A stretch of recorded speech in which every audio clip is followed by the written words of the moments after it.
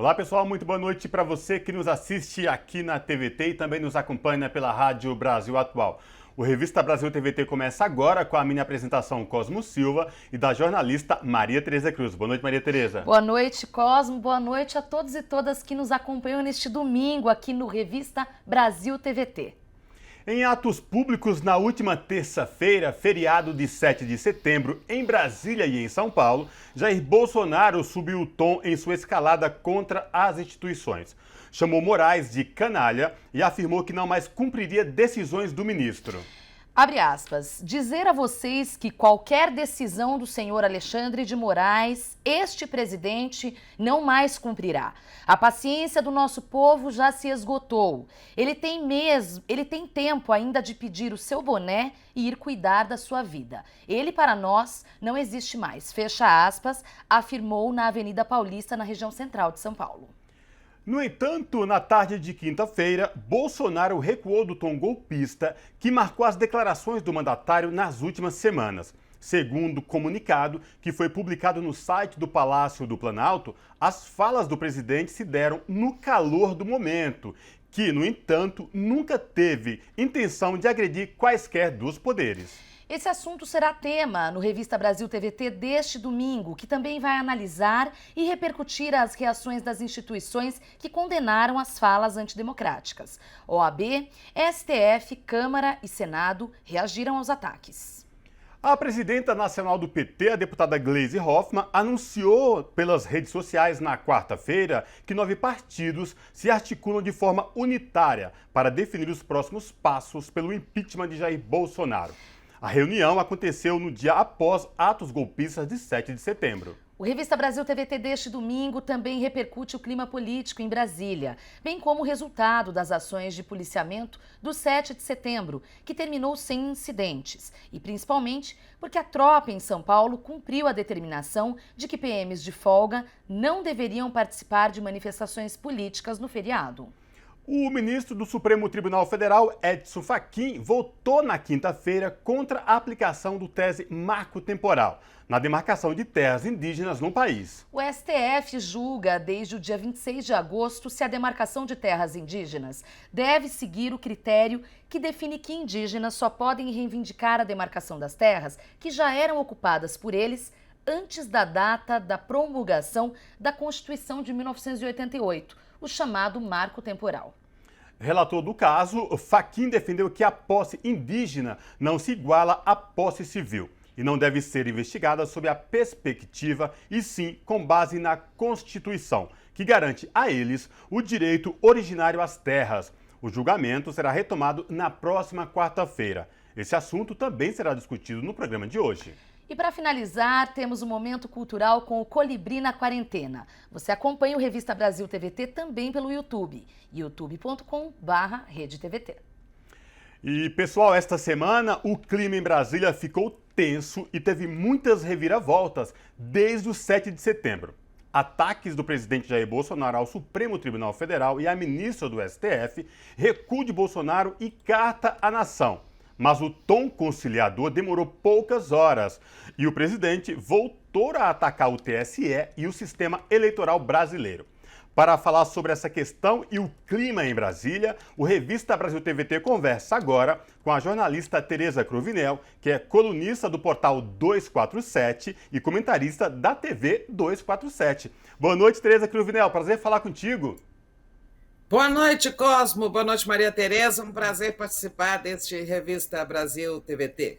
Prazer é todo nosso, Tereza. Tereza, eu queria que você trouxesse para a gente aí uma análise desta semana aí em Brasília, os bastidores e o clima tenso e quente ao mesmo tempo, né, Tereza?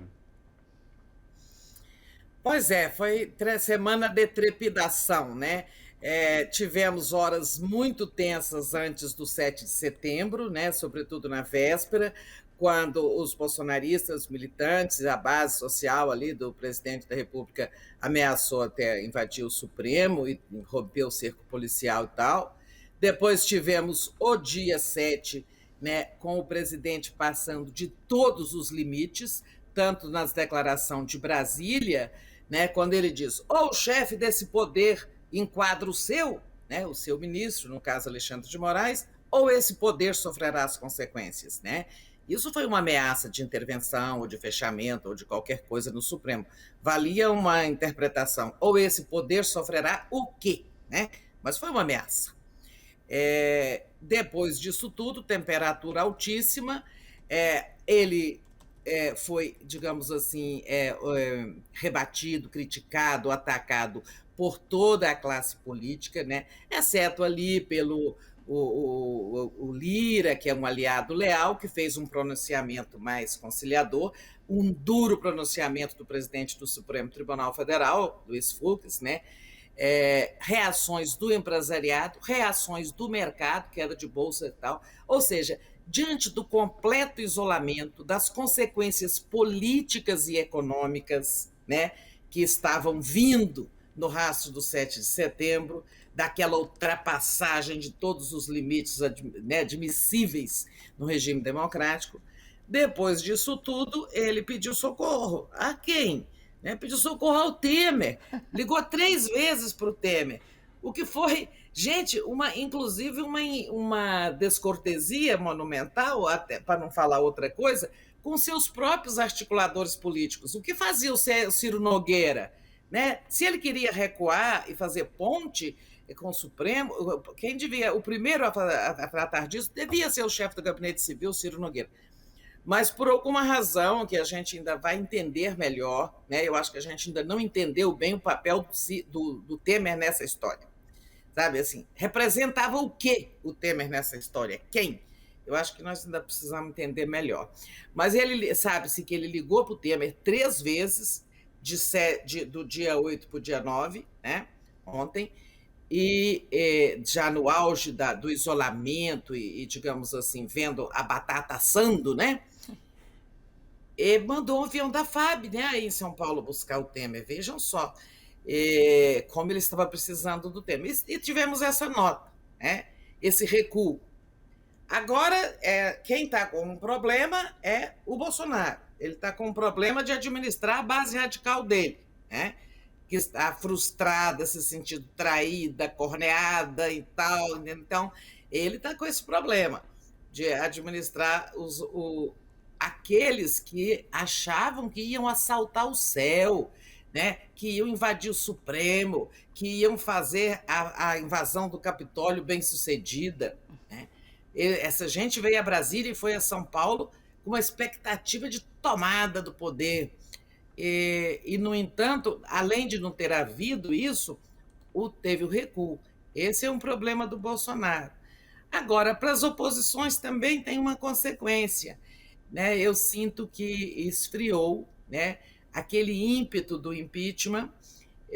Vocês mesmos mencionaram essa reunião que a Gleisi citou, 9 partidos, mas alguns destes que tinham ganhado um embalo para ir para o impeachment também já recuaram, como, por exemplo, o PSD do Gilberto Kassab. O Kassab já declarou que, depois da carta, o impeachment agora não é uma urgência. Né? Sim. Tereza, ainda sobre esse imbróglio, né? Essa recuada, muito entre aspas, né? Porque o Bolsonaro, ele faz isso sempre, né? Desde sempre. Tipo, exagerei, foi brincadeirinha, né? E agora dá muito essa sensação. Houve nesse pedido de ajuda, como você muito bem colocou ao Temer, houve também uma intermediação de uma conversa com o ministro Alexandre de Moraes. O que você tem para dizer sobre isso e mais? Como fica a imagem dele? Quase que como menino levado, vai pedir desculpa para o ministro. Bom, eu esqueci de dizer que não tem ninguém levando a sério esse recuo, né? Você já pontuou isso aí. Todo mundo sabe que o Bolsonaro é da política de morde-a-sopra, que no calor da hora, como disse ele já disse tantas barbaridades, já recuou. Na quinta-feira mesmo, na live, ele voltou a criticar o TSE, não o Supremo, mas o TSE. O Barroso, que é membro do Supremo, é presidente do TSE, mas é ministro do Supremo. Então, ou seja, na própria quinta-feira, ele já começou a recuar do recuo, né? Ou seja, a voltar a morder. Então, todo mundo se pergunta, sobretudo no Supremo, olha, quantos dias vai durar, né? É para valer? Não é. Bom, teve o telefonema, né? Como já noticiado, o Temer ligou, o Temer tem relações cordiais, de amizade até com o ministro Alexandre de Moraes, foi ele que o indicou ao Supremo, né? Foi ministro dele. E o Alexandre, olha, eu acho assim, sabe, não tem como você não aceitar um ex-presidente ligando para você falar com o presidente da República, né? Na liturgia do poder, sabe, isso aí não tem como, tinha que atender, né? E o que eu sei, o que se sabe aqui é que a conversa foi breve, né? Parece que o Bolsonaro disse aquelas coisas, olha, foi no calor da hora, não quis ofender, porque na nota ele fala das qualidades do jurista e professor, que ele chamou de canalha, né, na Avenida Paulista. Então, ele fala essas coisas em tom de desculpa e parece que o Alexandre, até onde eu sei, o Alexandre disse o seguinte, olha, eu não tenho nenhuma questão pessoal contra o senhor, o que eu estou fazendo é apenas o processamento judicial de um inquérito. Tá? Tem muita gente perguntando, muita gente questiona, Alexandre vai amolecer? O ministro Alexandre vai, sabe, pegar mais leve? Eu não creio. Ele está tocando o inquérito das fake news e atos antidemocráticos, investigando, inclusive, agora os atos do 7 de setembro, quem bancou, quem financiou, quem organizou. Está lá o Zé Trovão com ordem de prisão da Interpol lá no México, dependendo agora da polícia mexicana, mas ordens do ministro Alexandre. Eu acho que ele vai continuar tocando este inquérito, né, do mesmo modo. O desespero do Bolsonaro é isso, né, gente? Todo esse 7 de setembro, gente, isso só tem uma coisa. O Bolsonaro quis amedrontar todo mundo, em especial o Supremo, porque o Bolsonaro é um criminoso em fuga. Ele sabe que esse inquérito, levado às últimas consequências, apura e descobre, e o Alexandre já tem isso muito mapeado, todos os crimes, toda a lambança da extrema-direita, desde a eleição de 2018, aqueles disparos, fake news, pagos com dinheiro de empresas, passando pelos atos antidemocráticos do ano passado, quando teve uma escalada autoritária logo antes da pandemia, logo no início, né? E chegando ao 7 de setembro. Sabe, o Alexandre tem isso mapeado, está concluindo, fechando, e esse inquérito da cadeia. Ele dá cadeia, ele criminaliza o Bolsonaro, dá cadeia para os seus filhos e alguns importantes aliados. Então, esse é o motivo real, né, da escalada autoritária do Bolsonaro. Né? Agora, sim, claro, pendor, né? Ele não quer perder a eleição do ano que vem, sabe que vai perder, etc. Né? Então, ele vai tumultuar, daqui a pouco ele vai tumultuar de novo. Ele não está indo, agora eu vou para o jogo democrático, vou disputar a eleição, ganhe quem ganhar, vou aceitar a urna eletrônica, né? Não está assim. Aliás, vou dizer para vocês, se ele estivesse recuando de verdade, ele revogaria hoje aquela MP que o presidente do Senado ainda não devolveu, nem sei se vai devolver, porque até agora não fez isso, a medida provisória do Bolsonaro, editada no dia 6, né, que dificulta a remoção de fake news das redes sociais. Né? Esse era um gesto de dizer, olha, gente, eu agora sou bonzinho. Né? Exato. Agora, Tereza, só mensurando para os nossos telespectadores aqui da TVT e também ouvintes da Rádio Brasil Atual, a Tereza Cruvinel mora em Brasília. Tereza, eu queria que você trouxesse para a gente como é que ficou os bastidores, o pós-7 de setembro aí em Brasília, o clima, o Congresso, a Câmara dos Deputados, o Senado. O que você pode falar para a gente? Começar pelo Supremo, né? Uhum. O Supremo, que é o alvo principal do Bolsonaro, teve essa conversa, Alexandre e tal. O Supremo seguiu, teve o pronunciamento do Fux, lá todo mundo está com o pé atrás, né? Uhum. E tocando a vida. O Supremo aprovou, vocês mencionaram aí na escalada, começou a votar a questão das terras indígenas, o voto do Fachin, voto que contraria o Bolsonaro, né? Porque o Bolsonaro é a favor do marco temporal, que os índios só tenham terras onde estavam a partir de 88. Então, o Supremo tomou uma decisão importante, prestem atenção nessa aqui. Ó. Na sexta-feira, o ministro Lewandowski decidiu que levará ao plenário presencial do Supremo uma ação do deputado Kataguiri que questiona sobre um prazo para o presidente da Câmara decidir sobre pedidos de impeachment. Como vocês sabem, tem 120 e tantos pedidos lá, sob as nádegas do presidente da Câmara, né, que sentou em cima. Então, e não tem prazo, a Constituição não marca, a Lei 1079 não marca, e o ministro acha que é um assunto muito grave que precisa ser discutido presencialmente. Isso é uma novidade. Embora a ministra Carmen Lúcia tenha dado um voto dizendo que não cabe ao Supremo, né, interferir nessa questão de prazo, aliás, eu acho que essa coisa de impeachment está tudo mal resolvido. O Supremo tem que ter algum poder, alguma participação nisso. Não pode dizer isso é crime de responsabilidade é com o Congresso e o Supremo não se mete. Como fez com a Dilma quando estava em curso um golpe, né? Agora, o Supremo se o Supremo tivesse a prerrogativa, ele não tem, de dizer isto é ou não é crime de responsabilidade, ele teria dito que a Dilma não cometeu crime de responsabilidade, a meu ver, né? Então, tem essa novidade aí, o Supremo está assim. Senado, o presidente do Senado suspendeu as sessões de quarta, quinta e sexta não tem sessão, né, mas suspendeu. Então, o Senado fez uma pausa, a CPI da Covid também volta na terça-feira e as sessões normais. Foi uma esfriada no Senado, né? Eu acho que propositalmente ele quis, assim, dar uma esfriada mesmo. Já a Câmara, o presidente da Câmara fez aquele discurso conciliador, onde ele não tomou defesa do Supremo nem do ministro Alexandre, e criticou o Bolsonaro de forma muito suave.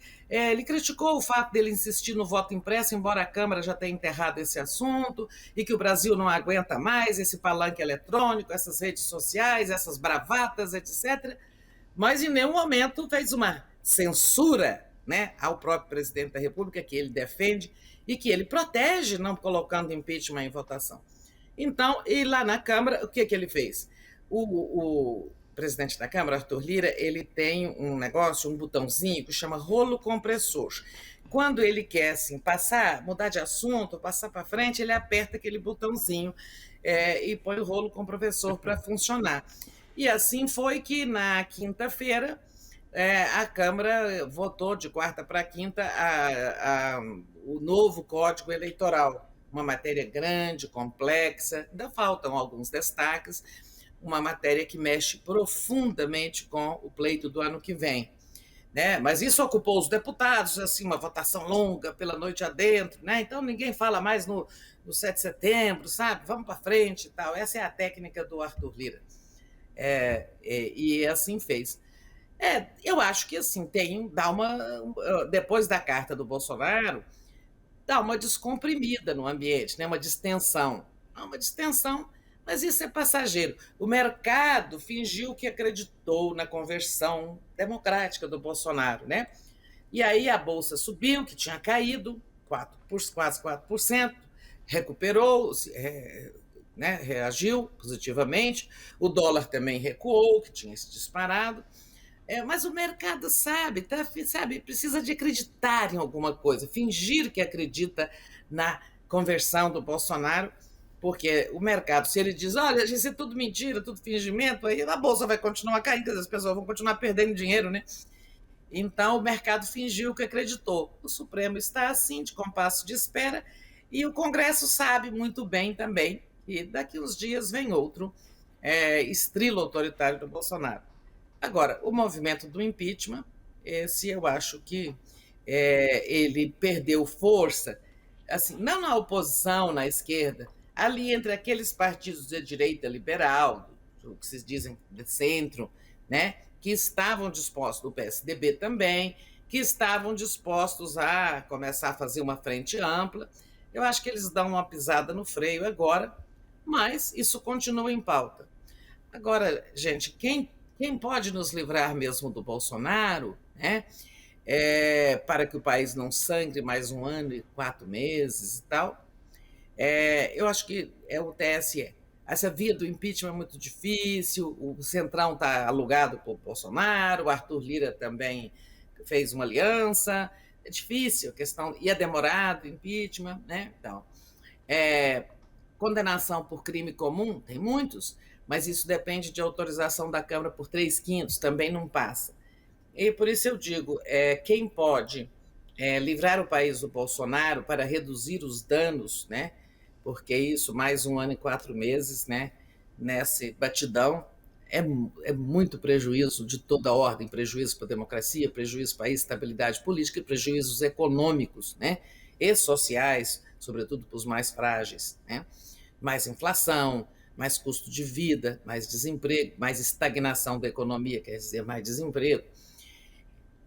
Quem pode, sabe, quem poderia fazer isso era o TSE, acelerando a cassação da chapa Bolsonaro-Mourão, porque isso não depende de voto da Câmara, nem do Senado, nem de autorização do Supremo, nem de denúncia do Aras.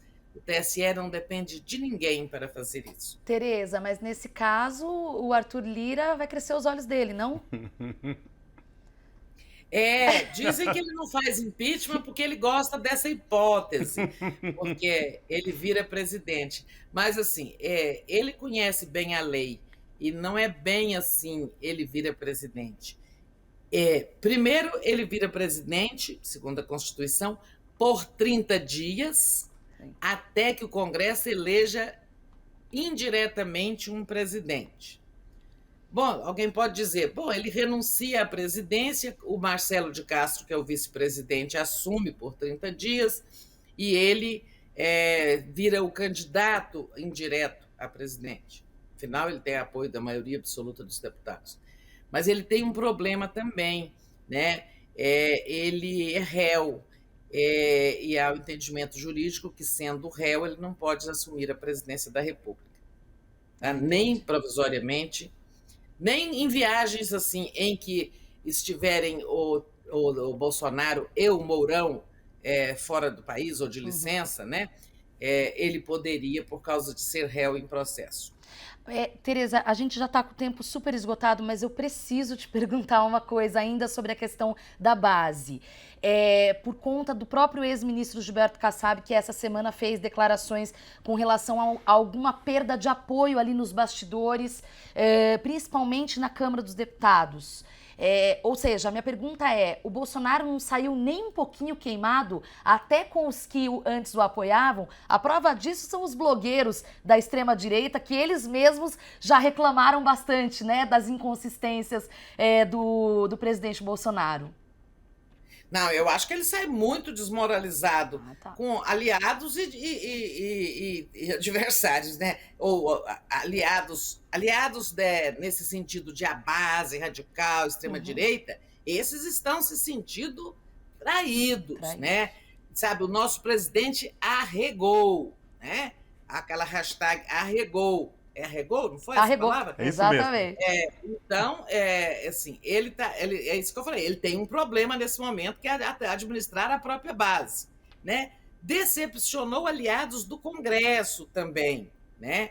E para a opinião pública em geral, eu acho que inclusive internacional, sabe, uma pessoa que chama um de canalha num dia, no dia seguinte diz que tem qualidades como jurista e dá um telefonema, sabe, é muita desmoralização, ou cinismo, ou seja lá o que for. Mas ele morde a sopra, né? Na sexta-feira, ele dizia aos aliados, né, na Porta do Alvorada, olha, não posso sair degolando todo mundo, não é no tudo ou nada, não houve recuo nenhum, as coisas estão indo, devagar estão indo, mas não é no tudo ou nada assim. Ele está tentando fazer esse discurso. Eu não recuei. Embora tenha recuado. Bom, quero agradecer demais a jornalista Tereza Cruvinel, que inclusive concorre, é finalista do Prêmio Comunique-se como colunista de opinião. Meus parabéns desde já, porque ser finalista também é um grande reconhecimento e espero que você ganhe, Tereza. Tereza Cruvinel, colunista do Portal 247 e comentarista da TV 247 também. Tereza, obrigada, prazer imenso. Foi um prazer, gente. Até a próxima. Até a próxima. Tchau. Pessoal, o ministro do Supremo Tribunal Federal, Edson Fachin, votou na quinta-feira contra a aplicação da tese do marco temporal na demarcação de terras indígenas no país. Relator do caso, Fachin defendeu que a posse indígena não se iguala à posse civil e não deve ser investigada sob essa perspectiva, e sim com base na Constituição, que garante a eles o direito originário às terras. Sobre esse assunto, nós conversamos agora com Márcio Meira, antropólogo do Museu Paraense Emílio Guerd e que foi presidente da FUNAI, que é a Fundação Nacional do Índio, de 2007 a 2012. Boa noite, Márcio Meira, prazer falar contigo. Olá, como vai? Um prazer também falar com vocês. Obrigado pelo convite de estar participando aqui da TVT. Também uma saudação aos ouvintes e telespectadores, né? Maravilha. Márcio, essa semana começou e, felizmente, teve o voto do ministro Edson Fachin, né? Mas esse julgamento tido como julgar o marco temporal e o direito às terras indígenas, começou no dia 26, lá atrás, bem antes.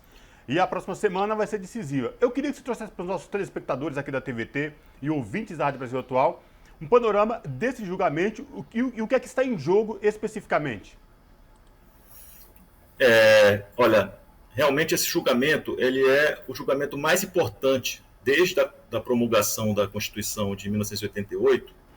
Esse julgamento ele é o mais importante em relação ao destino, digamos assim, dos povos indígenas no Brasil, porque ele trata de um questionamento que vai, digamos assim, no coração daquilo que o Constituinte de 88 definiu como direito dos povos indígenas, que são os direitos territoriais, né? Então, essa tese do marco temporal, que é uma tese que surgiu ao longo da história, em alguns momentos até na própria Constituinte, né, antes de 88, 87, 86, na época da Constituinte, essa discussão também ocorreu, né? E na época o que o Constituinte deliberou e promulgou foi a tese contrária a essa, de que tem que haver um marco temporal, qualquer marco temporal, para a definição de terra indígena. Então é uma história que vem de longe já, não é? Ela, de vez em quando ela é ressuscitada, não é?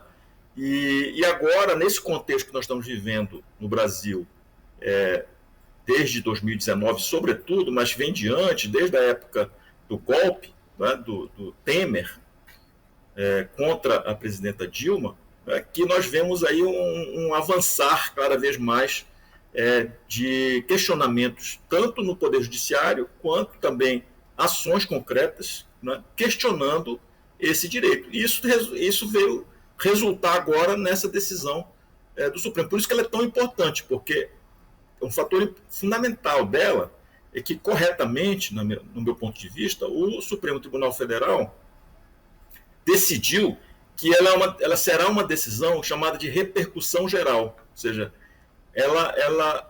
a decisão que vai ser tomada, na verdade, é sobre um caso específico de uma terra indígena Xocleng, no estado de Santa Catarina, mas a decisão que será tomada, né, ela terá repercussão geral, ou seja, ela vai valer para todas as terras indígenas do Brasil. Isso, na minha opinião, foi uma decisão correta do Supremo.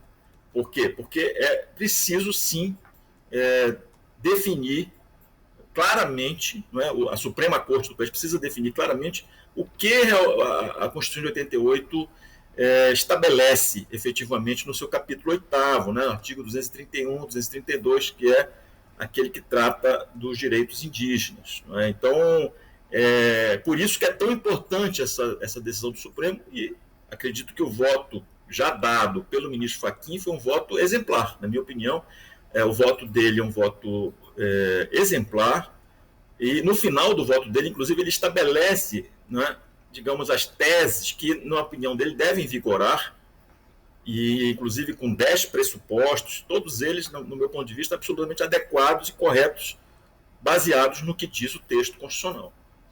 Márcio, ainda sobre isso, né, o ministro Fachin disse que a Constituição garante o direito originário às terras, né, ficou muito marcado isso na fala dele. É claro que a gente sabe que tem votos, ainda Nunes Marques iniciou a leitura, mas não concluiu, retoma esta semana. Minha pergunta já dá para sentir pelo voto do Fachin qual será a temperatura e até prever qual será o resultado final? Olha, é impossível a gente prever, né, 100% um resultado final de votação na Suprema Corte, né? Mas eu creio, né, eu quero crer que não há como a Suprema Corte do país não seguir, pelo menos majoritariamente, o voto do relator, do ministro Fachin. Porque ele é tão claro, ele é tão fortemente substantivo, consistente, que eu vejo com muita dificuldade a possibilidade dos ministros, até por conta, digamos assim, do histórico de jurisprudências que o Supremo Tribunal Federal já tem em relação a vários assuntos que envolvem essa decisão e esse voto do ministro Fachin. Eu digo isso porque a impressão que eu tenho é que vários dos outros ministros que ainda vão votar, quando já se pronunciaram em outras ocasiões, a tendência sempre foi no sentido de votar a favor dos indígenas. Então, eu quero crer, como disse, eu não posso dizer que ninguém pode prever, obviamente, o que vai acontecer, mas eu quero crer que o Supremo, na sua maioria, vai acompanhar o voto do ministro Fachin. E um ponto importante que você se referiu, na sua pergunta, que é a questão do direito originário. O ministro Fachin deixou muito claro, esse é um ponto muito importante, porque as pessoas falam do marco temporal, às vezes não sabem o que está sendo tratado. O argumento que foi questionado contra os direitos indígenas do marco temporal é baseado numa decisão mais recente, que foi na época do julgamento da terra indígena Raposa Serra do Sol, em que o ministro já falecido, Carlos Alberto Direito, ele pendurou, digamos assim, entre aspas, no voto dele, 19 condicionantes. Só que essas 19 condicionantes, na qual está incluída essa questão do marco temporal, ela só tem validade específica, certo? Para o caso particular da terra indígena Raposa Serra do Sol. Isso o voto do ministro Fachin também deixou muito claro. E essa questão do marco temporal diz o seguinte, que só pode ser terra indígena, ou declarada terra indígena, reconhecida terra indígena, se os indígenas estiverem lá naquele local, naquele território, no dia 5 de outubro, estavam lá no dia 5 de outubro de 1988. Que é um absurdo, porque aí, nesse sentido, o ministro Fachin foi muito claro. Por quê? Porque o direito dos povos indígenas ao seu território, os direitos territoriais, como está estabelecido no artigo 231, é um direito originário. Ou seja, é uma posse que é muito específica, porque ela é um direito anterior ao Estado. O Brasil não existia ainda quanto nação, quanto país, e os indígenas já estavam aqui. Então, por isso que é um direito originário, porque ele é anterior à existência do próprio Estado. Isso é um dado muito importante. Essa afirmação é muito clara no voto do ministro Fachin. E um outro aspecto importante dessa definição também do direito originário que significa que a terra indígena já é pré-existente, ou seja, o ato de demarcação é apenas um ato declaratório, ou seja, o processo administrativo que é executado pela FUNAI, e que, aliás, o próprio voto também do Fachin reafirma, digamos, as competências da FUNAI como competências adequadas e do laudo antropológico também para a demarcação, independe, digamos assim, a terra indígena, o direito territorial, ele independe desse processo. Esse processo é apenas para dar a segurança jurídica aos indígenas dos limites do seu território que já é pré-existente, que já está lá. Então, na verdade, isso é importante porque, vou dar um exemplo para vocês. Agora, nesse período recente, desde o ano passado, em que nós vivemos essa tragédia da pandemia de coronavírus, no ano passado, quando se definiu que os indígenas deveriam ser prioritários na vacinação contra a Covid-19, o governo federal, por exemplo, definiu que só iriam ser vacinados os indígenas que vivem em terras indígenas já homologadas, e que os indígenas que vivem em terras indígenas que não estão homologadas não iriam ser vacinados, inclusive aqueles que vivem nas cidades. Né? Então, isso é um exemplo que parece bobo, mas não é, porque o atual governo tem usado este argumento de que as terras indígenas não são originárias, para dizer que, por exemplo, uma comunidade indígena que ainda não teve o seu processo concluído, não pode ter acesso, por exemplo, ao Sistema Único de Saúde, ao subsistema de saúde indígena do SUS. O que é um exemplo que eu estou dando de como que essa decisão de hoje ela tem efeitos diversos, não só especificamente na questão dos direitos territoriais, mas isso repercute também na vida dos indígenas como um todo. Agora, Márcio, outra questão que também chama muita atenção, enquanto o julgamento do chamado marco temporal e o direito às terras dos povos originários não se evidencia e não é finalizado pelo Supremo, a gente vem vindo uma série de ataques aos povos indígenas. Garimpeiros, grileiros, violência contra os povos indígenas, com assassinatos, enfim. Você acha que com o julgamento do marco temporal e o direito às terras dos povos originários, é possível que consiga dar um direcionamento para que cessem tantos ataques aos povos indígenas? Eu acredito que sim. Eu acredito que sim, por quê? Porque quando você define claramente, a Suprema Corte define claramente que os limites, os parâmetros, isso confere às terras indígenas a segurança jurídica. As pessoas, muitas vezes os inimigos dos índios, esses que você se referiu, os garimpeiros ilegais, os grileiros, vários segmentos do agro brasileiro que não cumprem as leis, que invadem as terras indígenas para desmatar, ou que procuram fazer arrendamentos, etc., eles falam muitas vezes em segurança jurídica como se a segurança jurídica fosse só para eles. Na verdade, o principal sujeito que precisa de segurança jurídica nesse caso são os indígenas. O que vai lhes conferir segurança jurídica é esta decisão. Na medida em que esta decisão ela é concluída e definida majoritariamente na linha do que o ministro Fachin votou, ele vai dar aos indígenas a segurança jurídica até para que a FUNAI e os órgãos de proteção do Estado, inclusive o Poder Judiciário, inclusive o Ministério Público, que pela Constituição, a gente não esqueçamos, o artigo 232 da Constituição, do capítulo dos indígenas, que são dois capítulos, são dois artigos, o artigo 231 e o artigo 232. O 232 diz exatamente que cabe ao Ministério Público Federal a defesa dos direitos constitucionais dos indígenas. Então, o Ministério Público Federal vai poder agir com muito mais eficácia nos processos judiciais em curso, que estão aí pipocando por conta exatamente desta insegurança jurídica. Então, eu acredito, sim, que com essa decisão, a tendência é que a gente possa diminuir os casos de violência. Agora, obviamente, é preciso também fazer esse registro, que nós precisamos mudar a forma como o governo federal vem atuando. Este governo que está aí agora, ele desrespeita completamente a Constituição de 88. Então, eu acho que esse é um ponto importante. Nós não podemos esquecer que tem um aspecto também fundamental do Poder Executivo, que é a ação de proteção e vigilância dos territórios indígenas, dos seus limites, ações que a FUNAI sempre fez. Eu fui presidente da FUNAI 5 anos.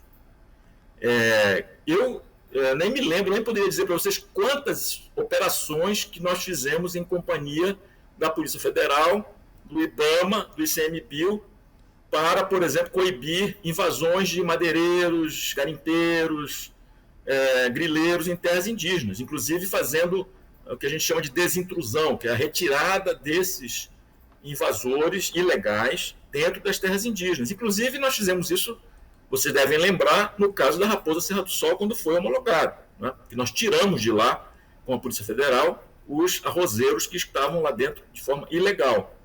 Então, o governo federal atual, ele não faz isso.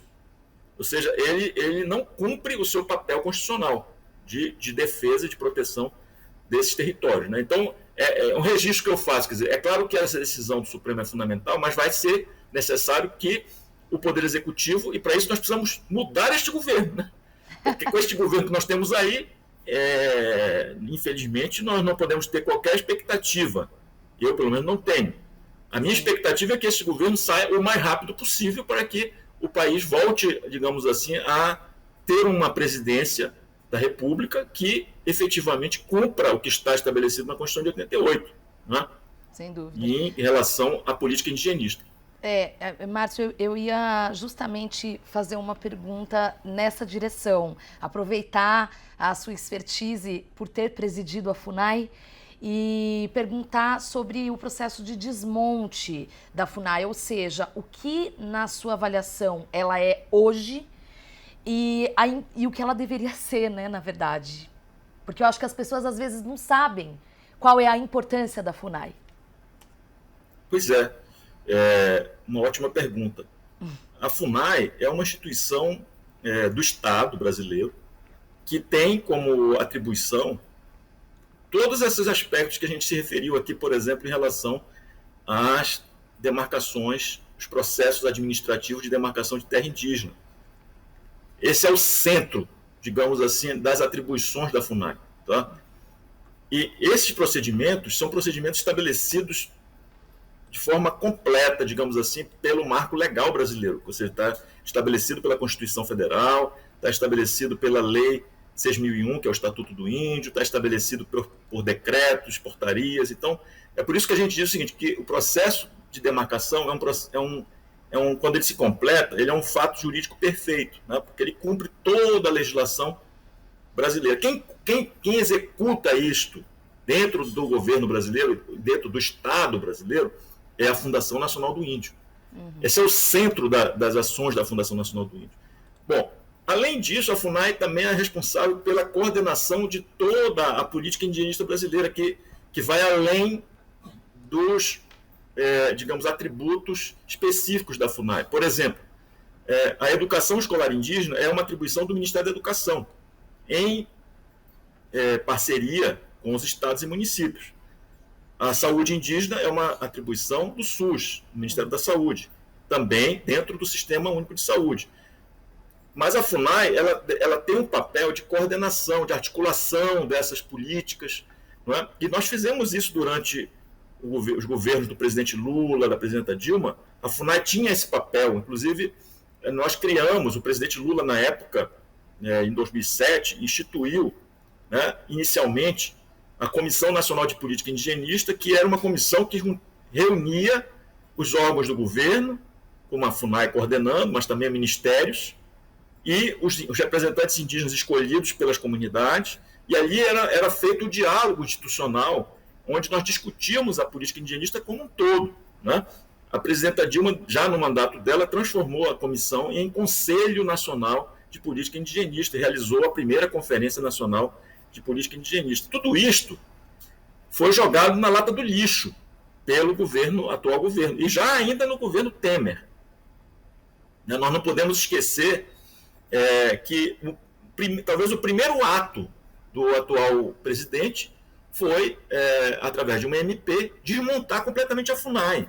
Ele tirou toda a parte da FUNAI que era responsável pelas demarcações e colocou, imaginem, no Ministério da Agricultura.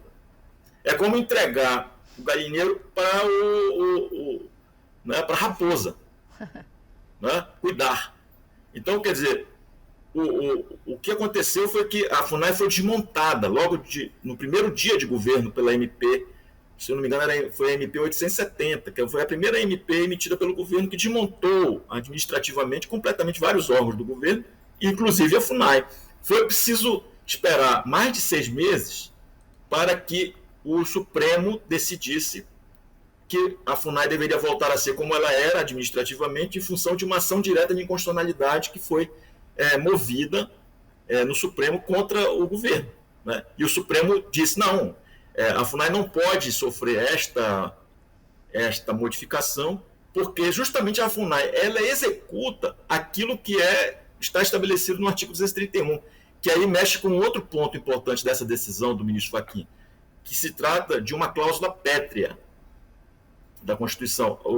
Os direitos territoriais indígenas são uma cláusula pétrea e fundamental, um direito fundamental. São dois aspectos muito importantes, ou seja, ele não pode ser alterado. Né? E lá o artigo 231, cabe à União demarcar, né? O artigo 231 tem um dos...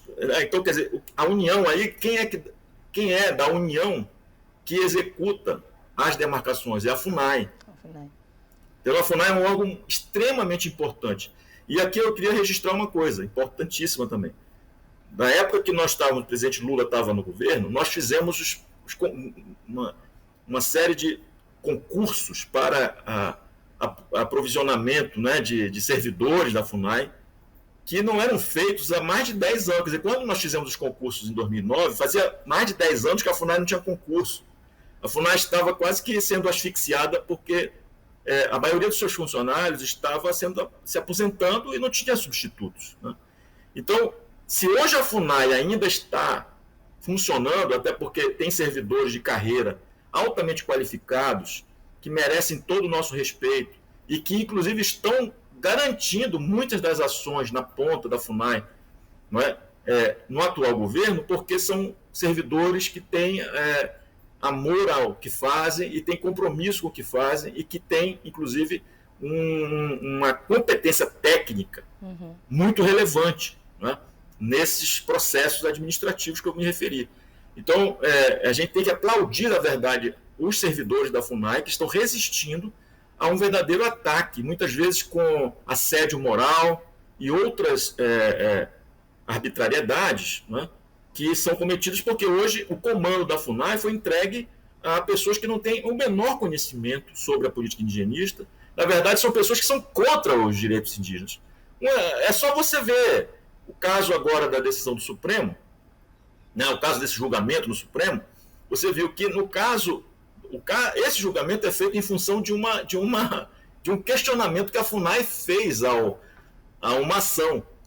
Só que esse questionamento da FUNAI é de 2009. Né? E agora, quando os advogados dos indígenas se pronunciaram, né, vocês viram que teve uma série além do advogado do caso específico, teve uma série de o que a gente chama de amicus curiae, que são os amigos da causa, né? A FUNAI se desobrigou a FUNAI atual, ela não se posicionou como amicus curiae, ou seja, se omitiu.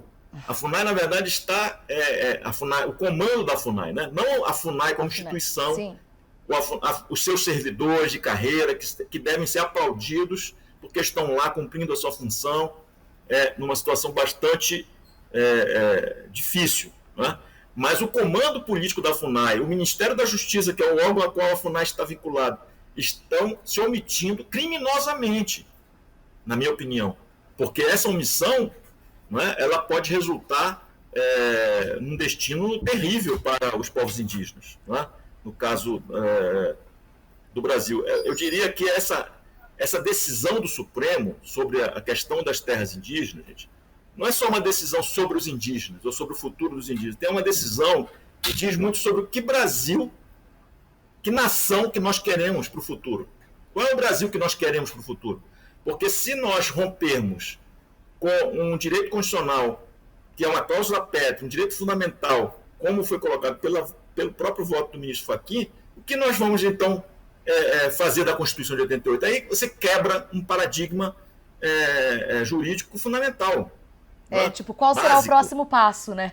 Exatamente. Que mais falta então, acontecer? Quer dizer, exatamente. É sobre o destino do país, não é só sobre os povos indígenas que nós estamos discutindo aqui, entendeu? Mas nosso tempo se esgotou, infelizmente. Quero agradecer demais Márcio Meira, antropólogo do Museu Paraense Emílio Guild, consegui, e que foi presidente da FUNAI, que é a Fundação Nacional do Índio, de 2007 a 2012. Muito obrigada, Márcio, e até uma próxima oportunidade. Muito obrigado pelo convite, estou à disposição aqui da TVT, também da Rede Brasil Atual. Então, um grande abraço a todos vocês. Tudo de bom, muita saúde. Tchau. E com isso a gente vai para um brevíssimo intervalo aqui no Revista Brasil TVT e daqui a pouquinho a gente volta, não saia daí.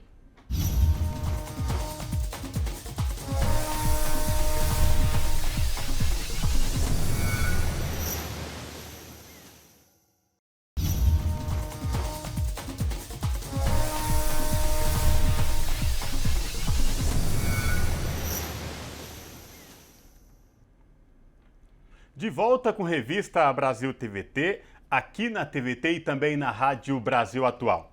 Pessoal, o resultado das ações de policiamento do 7 de setembro, que terminou sem incidente e principalmente porque a tropa de São Paulo cumpriu a determinação de que PMs de folga não deveriam participar das manifestações políticas no feriado, mostrou que o discurso bolsonarista com apoio de policiais não se concretizou.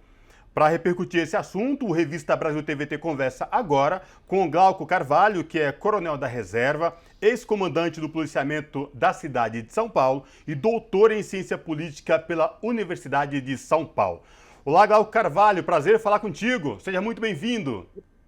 Tudo bem, Cosmo? Tudo bem, Maria Tereza? Tudo certo. Bem, prazer falar contigo. Prazer. Glauco, no 7 de setembro havia uma expectativa muito grande de adesão de policiais militares, né, ao apoio ao discurso bolsonarista. Mas, no entanto, não foi isso que nós vimos ou acompanhamos no 7 de setembro. Eu queria que você trouxesse para a gente um panorama para os nossos ouvintes aqui da Rádio Brasil Atual e telespectadores da TVT sobre esse momento, né, desse discurso inflado de Bolsonaro que todos os PMs são bolsonaristas. Então vamos dividir por partes, né? Vamos começar pelo 7 de setembro, depois sobre o bolsonarismo. Havia realmente uma expectativa de muitos policiais militares, e eu queria adiantar para vocês, talvez nem todos saibam, mas no dia 5 e no dia 6, aliás, dia 4, 5 e 6, houve um trabalho muito grande por parte do Comando-Geral da Polícia Militar, do Coronel Alencar, no sentido de incentivar e orientar os policiais da ativa a não comparecerem ao local. Então, todos os turnos, praticamente os 90 mil policiais militares, ouviram palestras e preleções de seus comandantes, orientando-os e incentivando-os a não comparecer. Então, desconhece, não vou dizer que não houve, mas desconhece a participação de policiais militares da ativa.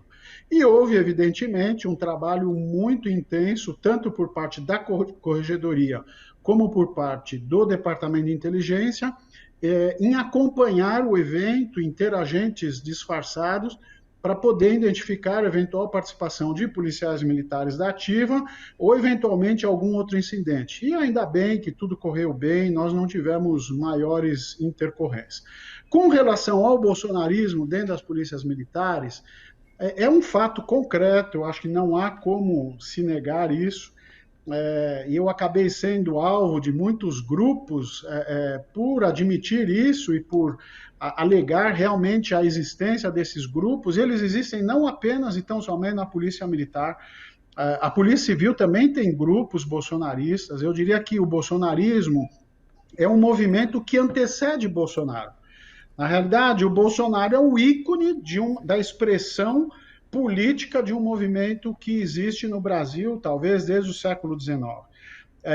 Mas é inquestionável que encontrou um terreno fértil dentro das polícias militares. Coronel Glauco, bom, antes da gente iniciar, o senhor tinha falado que eu poderia chamá-lo de Glauco, então permissão dada aqui. Glauco, ainda sobre isso, quais os elementos que o senhor acredita que residem nessa colagem, principalmente entre os praças? Não estou dizendo que entre os oficiais não haja, mas entre os praças, os policiais de baixa patente, os soldados, os policiais que estão na linha de frente, como eu costumo dizer, na ponta, existe essa adesão muito grande. É uma descrença no sistema, no próprio processo, até uma avaliação sobre a forma de ver a segurança pública atualmente, a história do inimigo a ser combatido? Qual a sua avaliação? Eu digo que há um terreno fértil porque, de alguma maneira, as polícias militares, nesses últimos 40 anos, têm sido as responsáveis por todas as mazelas da sociedade brasileira contemporânea. Então, tudo se atribui às polícias militares. Então, a minha geração, as gerações mais jovens, ouvem desde sempre a acusação. Olha, porque eles são militares, eles são ruins, porque as polícias são militarizadas e deviam ser desmilitarizadas. Só que, eu vou te dar alguns dados. 2/3 da população europeia são policiadas por polícias militarizadas. 2/3 da população europeia. São as gendarmerias, são os carabineiros, são a Guarda Civil Espanhola, que apesar do nome é militar, a Guarda Republicana em Portugal. 2/3 da população são militares, então não é porque é militar que pode eventualmente ter um veio de violência. Primeiro ponto. Segundo ponto, eu fiz esse levantamento, a questão de 4 anos, mas não deve ter mudado. Cerca de 80% das pessoas presas em flagrante são feitas pela Polícia Militar de São Paulo. Ou seja, de cada 5 pessoas presas em flagrante, ou seja, a pessoa está cometendo crime, está cometendo um estupro, está cometendo um roubo, está cometendo um homicídio, a polícia chega nesse ato. 80% é realizado pela Polícia Militar. Em relação à apreensão de armas e apreensão de drogas, cerca de 70% de toda a droga, de todas as armas apreendidas.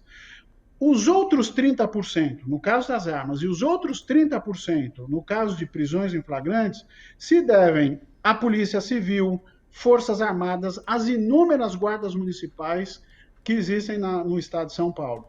E são esses os policiais responsáveis por todas as mazelas? Então, por que eu digo que houve um terreno fértil? Porque, de repente, chegou alguém que falou, cara, você é importante.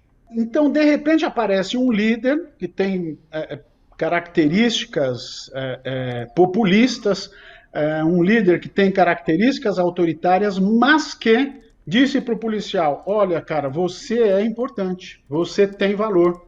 O seu papel é fundamental para a sociedade dá valor para você. E ele acabou conquistando a alma e os corações. E vou te dizer, eu era o vice-presidente da Associação dos Oficiais, era para hoje eu ser o presidente da Associação dos Oficiais, e eu tive que renunciar porque falei, olha, eu não posso abrir mão das minhas convicções.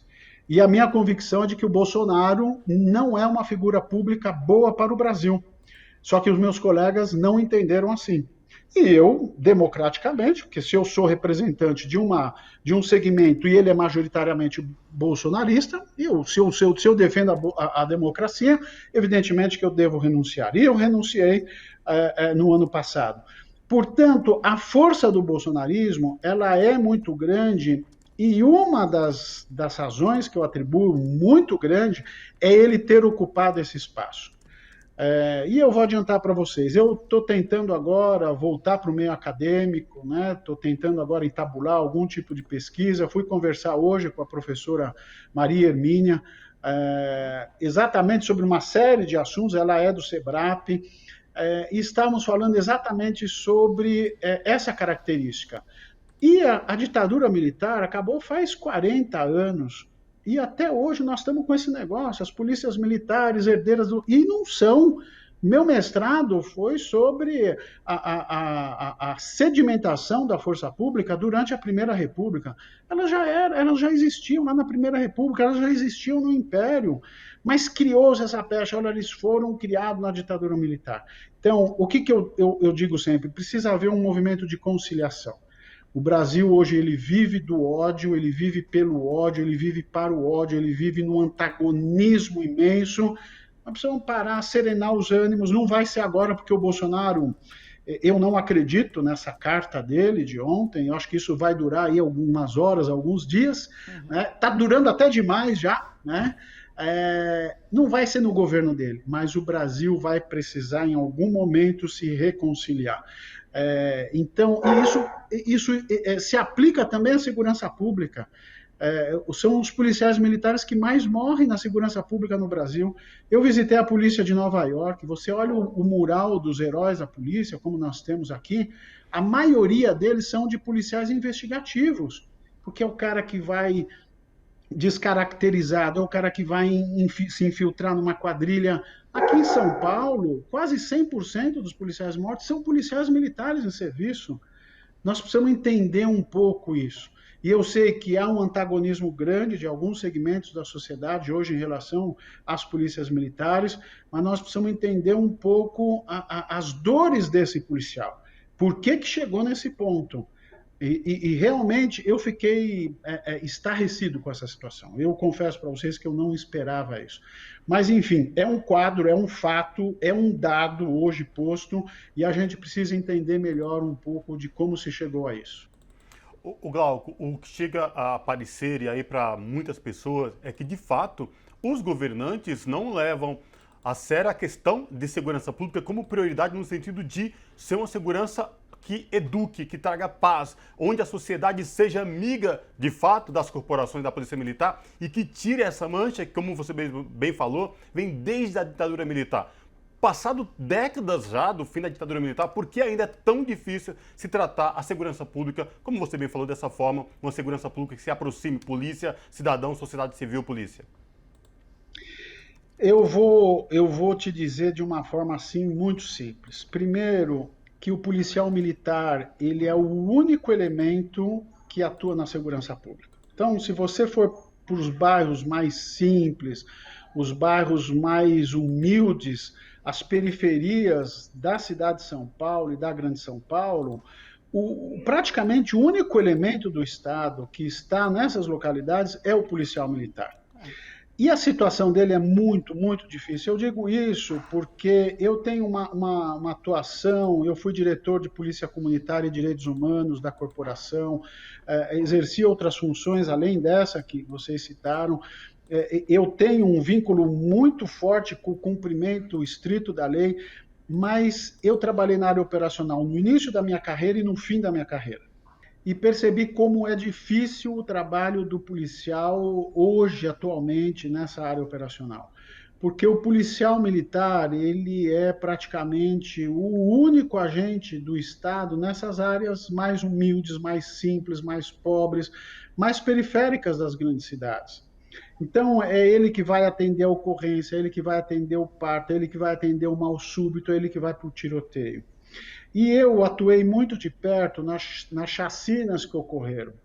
E eu tenho uma hipótese muito clara para isso. É o policial não acreditar no sistema de persecução criminal do Brasil. Ele simplesmente não acredita. Até porque eu tive policiais mortos e você não tem identificação do autor.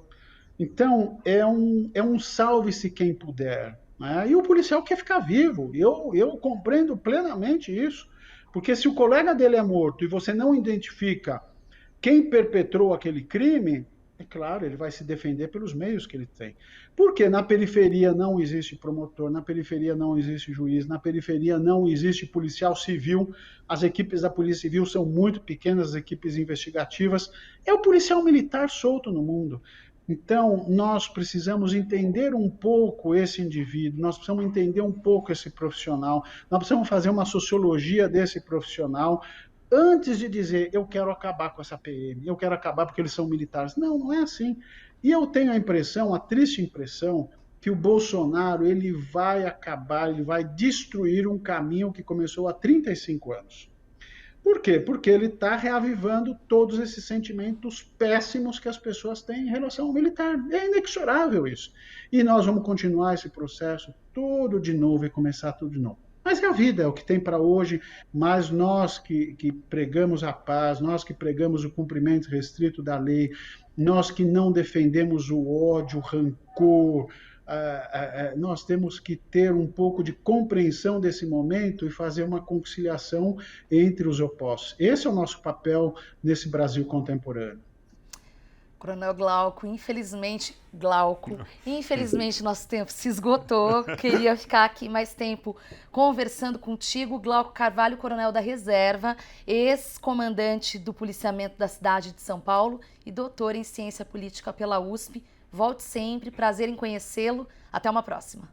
Cosmo, eu falei que elas mandam. Eu te disse, hein? Você não me ouviu. É verdade. Cosmo, Maria, Tereza, obrigado, viu? Obrigada, até a próxima. Vocês. Abraço. Até a próxima. Tchau, tchau. Abraço. Pessoal, após as falas golpistas e antidemocráticas de Jair Bolsonaro no 7 de setembro, as reações de setores da sociedade e do meio político e jurídico foram imediatas. As reações foram contundentes e fortes, ou ficaram aquém dos crimes cometidos por Bolsonaro nas manifestações. Para repercutir essa questão, nós conversamos agora com Kennedy Alencar, que é jornalista e colunista do portal UOL. Boa noite, Kennedy. Prazer falar contigo. Seja muito bem-vindo. Olá, Cosmo. Boa noite para você, para Maria Tereza. Um prazer estar aqui falando com vocês novamente. Obrigada. Prazer é todo nosso, Kennedy. Kennedy, esta semana, de terça até agora, muita repercussão em cima das manifestações do 7 de setembro, das falas antidemocráticas de Bolsonaro, ataques às instituições. Enfim, logo depois do 7 de setembro, houve aí várias reações de vários setores, como eu acabei de falar. Kennedy, eu sei que você escreveu um artigo logo depois disso, questionando essas falas. O que você pode falar pra gente de tudo isso? Ô Cosmo, saiu barato para o Bolsonaro ser golpista. Ele cometeu crimes de responsabilidade no dia 7 de setembro. Ele disse que ia desobedecer a ordem do ministro Alexandre de Moraes, do Supremo Tribunal Federal. Pediu ao presidente do STF, Luiz Fux, que enquadrasse os colegas de tribunal sob pena de ser enquadrado. Ameaçou claramente a democracia. Havia convocação com faixas pedindo fechamento do Supremo, impeachment de ministro do Supremo, um estímulo à violência. A gente viu o que aconteceu nas estradas, com caminhoneiros fazendo bloqueios, enfim. Então acaba saindo barato, porque as duas autoridades que podem tomar medidas concretas contra o Bolsonaro para responsabilizá-lo diretamente, de acordo com a Constituição, essas autoridades são o presidente da Câmara, o Arthur Lira, que continuou sentado em cima de uma pilha de pedidos de impeachment e deu uma declaração completamente infeliz no dia seguinte. E o Augusto Aras, procurador-geral da República, que continua sem levar adiante inquéritos e eventuais denúncias sobre os crimes comuns do presidente da República. Então o Aras e o Lira são omissos, são cúmplices do Bolsonaro, e o próprio discurso do Fux, que foi um discurso mais forte, um pouco assim, se cometeu crime de responsabilidade. O Bolsonaro já cometeu esses crimes, o Cosmo, Maria Tereza. Então, Kennedy, é isso que eu ia perguntar. Tipo, eu fiquei avaliando nos últimos dias a pergunta do que mais falta. Quando o ministro Fux comenta justamente no condicionante, né, na condição, se cometer, isso não descredibiliza um pouco ou bastante a Corte Suprema do país? Claro, as instituições não estão funcionando como deveriam. Se estivessem funcionando, o Bolsonaro já teria sofrido impeachment há muito tempo. A Dilma sofreu um impeachment sem crime de responsabilidade. O Bolsonaro tem dezenas de crimes de responsabilidade e dezenas de crimes comuns. Basta pegar o que ele fez durante a pandemia para você ter ali enormes crimes comuns e o que ele faz ameaçando a democracia. Ele é um candidato a ditador, ele insinua a ter apoio para um golpe de Estado. Ele procura enfraquecer as instituições. Então os crimes estão mais do que cometidos.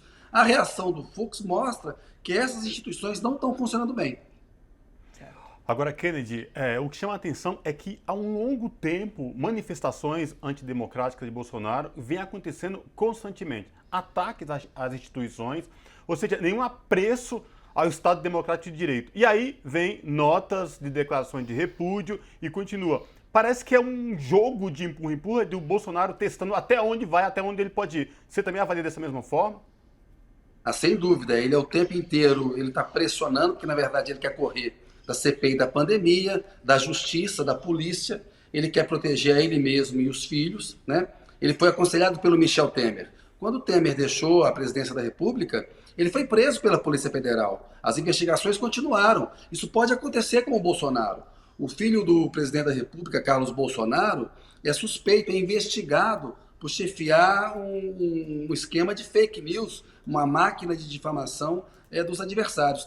E o Brasil está uma loucura, porque aí tem o 7 de setembro, a primeira manifestação marcada para depois é a do MBL, que é um movimento golpista, um movimento fascista, que não tem credibilidade democrática nenhuma, não tem credencial democrática para tentar liderar nada. E a gente vê esse debate nas redes sociais entre aderir ou não a uma convocação de uma manifestação liderada pelo MBL, que é o Movimento Brasil Livre. Sobre isso, Kennedy, eu queria justamente lançar a luz para o que virá, né? Qual será a narrativa preponderante, ou mais que isso, a tal da frente ampla, a frente democrática?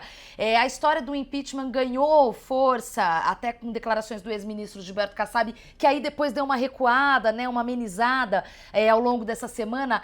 Para onde a gente aponta essa cobertura, ou mais que isso, essa narrativa daqui para frente? Maria Tereza, acho que assim, as oposições têm que separar a tática eleitoral da tática política.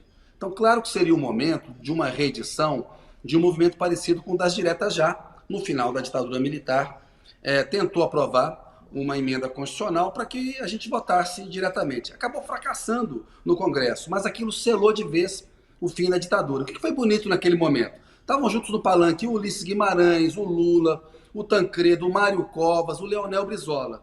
E ali havia uma causa comum, que era a volta das eleições diretas para presidente da República. Nós temos uma causa comum agora, que é defender a nossa democracia.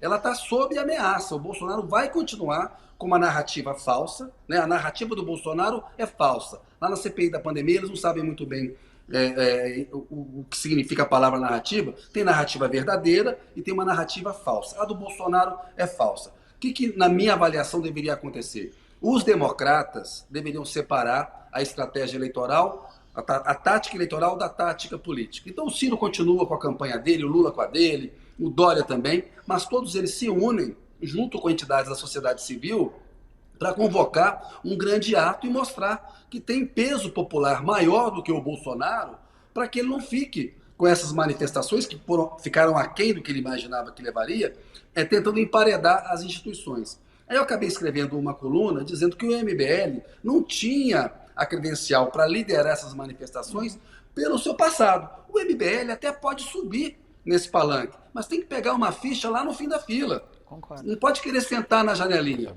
Né? O protagonismo na defesa da democracia tem de ser dos verdadeiros democratas, não de um movimento que invadia museu, invadia hospital, usava fake news contra adversários políticos, um movimento que defende violência na política. O MBL é o bolsonarismo sem o Bolsonaro. Né?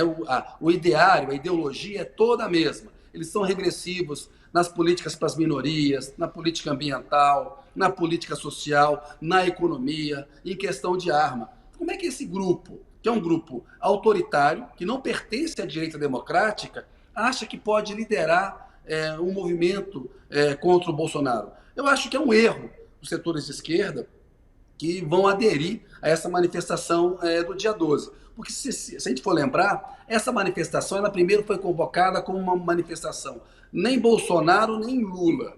E numa data diferente das manifestações da esquerda. Eles queriam se diferenciar. Veio o 7 de setembro, e de uma maneira muito oportunista, estamos numa democracia, é legítimo, mas ninguém é ingênuo, né? A gente pode notar a jogada.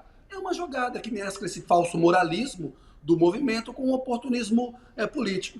Eles podem subir no palanque, mas um palanque amplo mesmo. Um palanque que tem a presença do PT, do PSDB, do MDB, do DEM, da OAB, da Igreja Católica, da ABI, das entidades da sociedade civil. Então é nesse contexto que eu fiz a crítica sobre essa manifestação do dia 12. Mas eu não tenho dúvida de que todos os democratas deveriam se unir, separando o que é tática eleitoral de uma tática política para a gente preservar a nossa democracia. Eu só quero, antes de passar a palavra para o Glauco, para o Cosmo, desculpa, para o Cosmo, estou confundindo com o nosso outro convidado, para o meu parceiro de bancada, só fazer um registro importante sobre o MBL, até se você quiser comentar, Kennedy, a figura do deputado Arthur Duval, mamãe falei, deputado estadual daqui de São Paulo, que foi expulso pelos bolsonaristas, ele utilizou a mesma tática que ele usava antes, quando ele estava construindo a candidatura de Bolsonaro, quando ele se infiltrava em manifestações progressistas da esquerda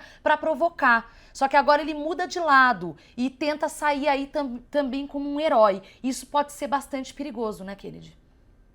Olha, eu acho que esse deputado estadual, ele tem pouca credibilidade política. É um deputado que o ideário dele me parece um ideário muito conservador, muito atrasado. E é uma estratégia oportunista, né?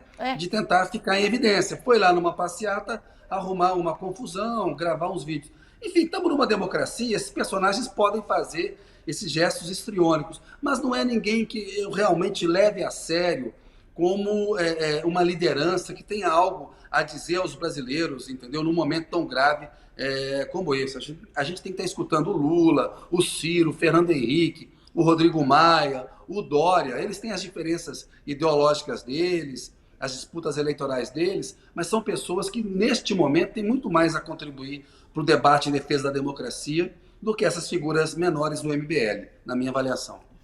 Agora, Kennedy, mediante a tudo isso que vem acontecendo e a cada manifestação do Bolsonaro, ela vem se mostrando mais contundente no que diz respeito a esticar a corda sem limites, o que está faltando, efetivamente, para que essa frente única, de fato, se una em defesa da democracia brasileira? Conversar. Eles têm que pegar, separar, né? Outubro de 2022 está daqui a 13 meses. Haverá eleição no Brasil, com urna eletrônica. É uma sociedade civil complexa. A gente vai manter a democracia. E articular uma coisa muito simples, né? Como no comício das diretas haviam lá os apoiadores do Leonel Brizola com as bandeiras do PDT e defendendo o Leonel Brizola para presidente. Havia do PT defendendo Lula, havia aqueles que queriam o Mário Covas, aqueles que queriam o Ulisses Guimarães, né? É convocar um ato e deixar as pessoas irem com as suas bandeiras, as suas roupas e as suas palavras de ordem preferidas. Né? Não é colocar, olha, para essa manifestação você tem que vir vestido de branco, e não pode manifestar sua preferência eleitoral. Isso não existe numa manifestação. Mas sabendo que o centro desse movimento, desse ato, que pode ser no começo de outubro, pode ser em 15 de novembro, os partidos políticos estão discutindo, é a defesa da democracia brasileira contra um candidato a ditador, que é o Bolsonaro, que está tentando destruir a democracia brasileira.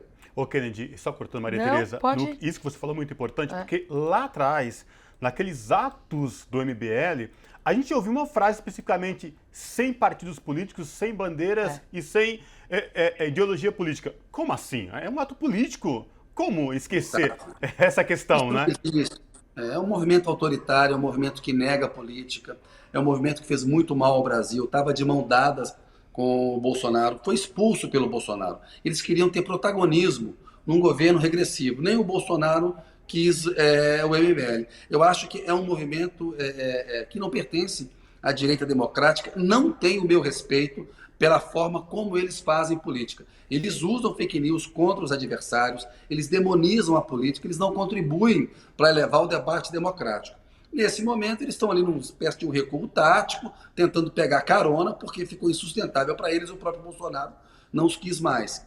Então, mas é grave, sim, e é importante que esses atores políticos todos, com relevância e que são democratas de verdade, entendam isso, né? Para não dar gás a movimentos golpistas e autoritários que não merecem. A história recente mostrou para onde esse pessoal nos levou, né? Onde que nós chegamos aí com o autoritarismo da Lava Jato, dessas manifestações, desses movimentos autoritários. Chegamos ao Bolsonaro.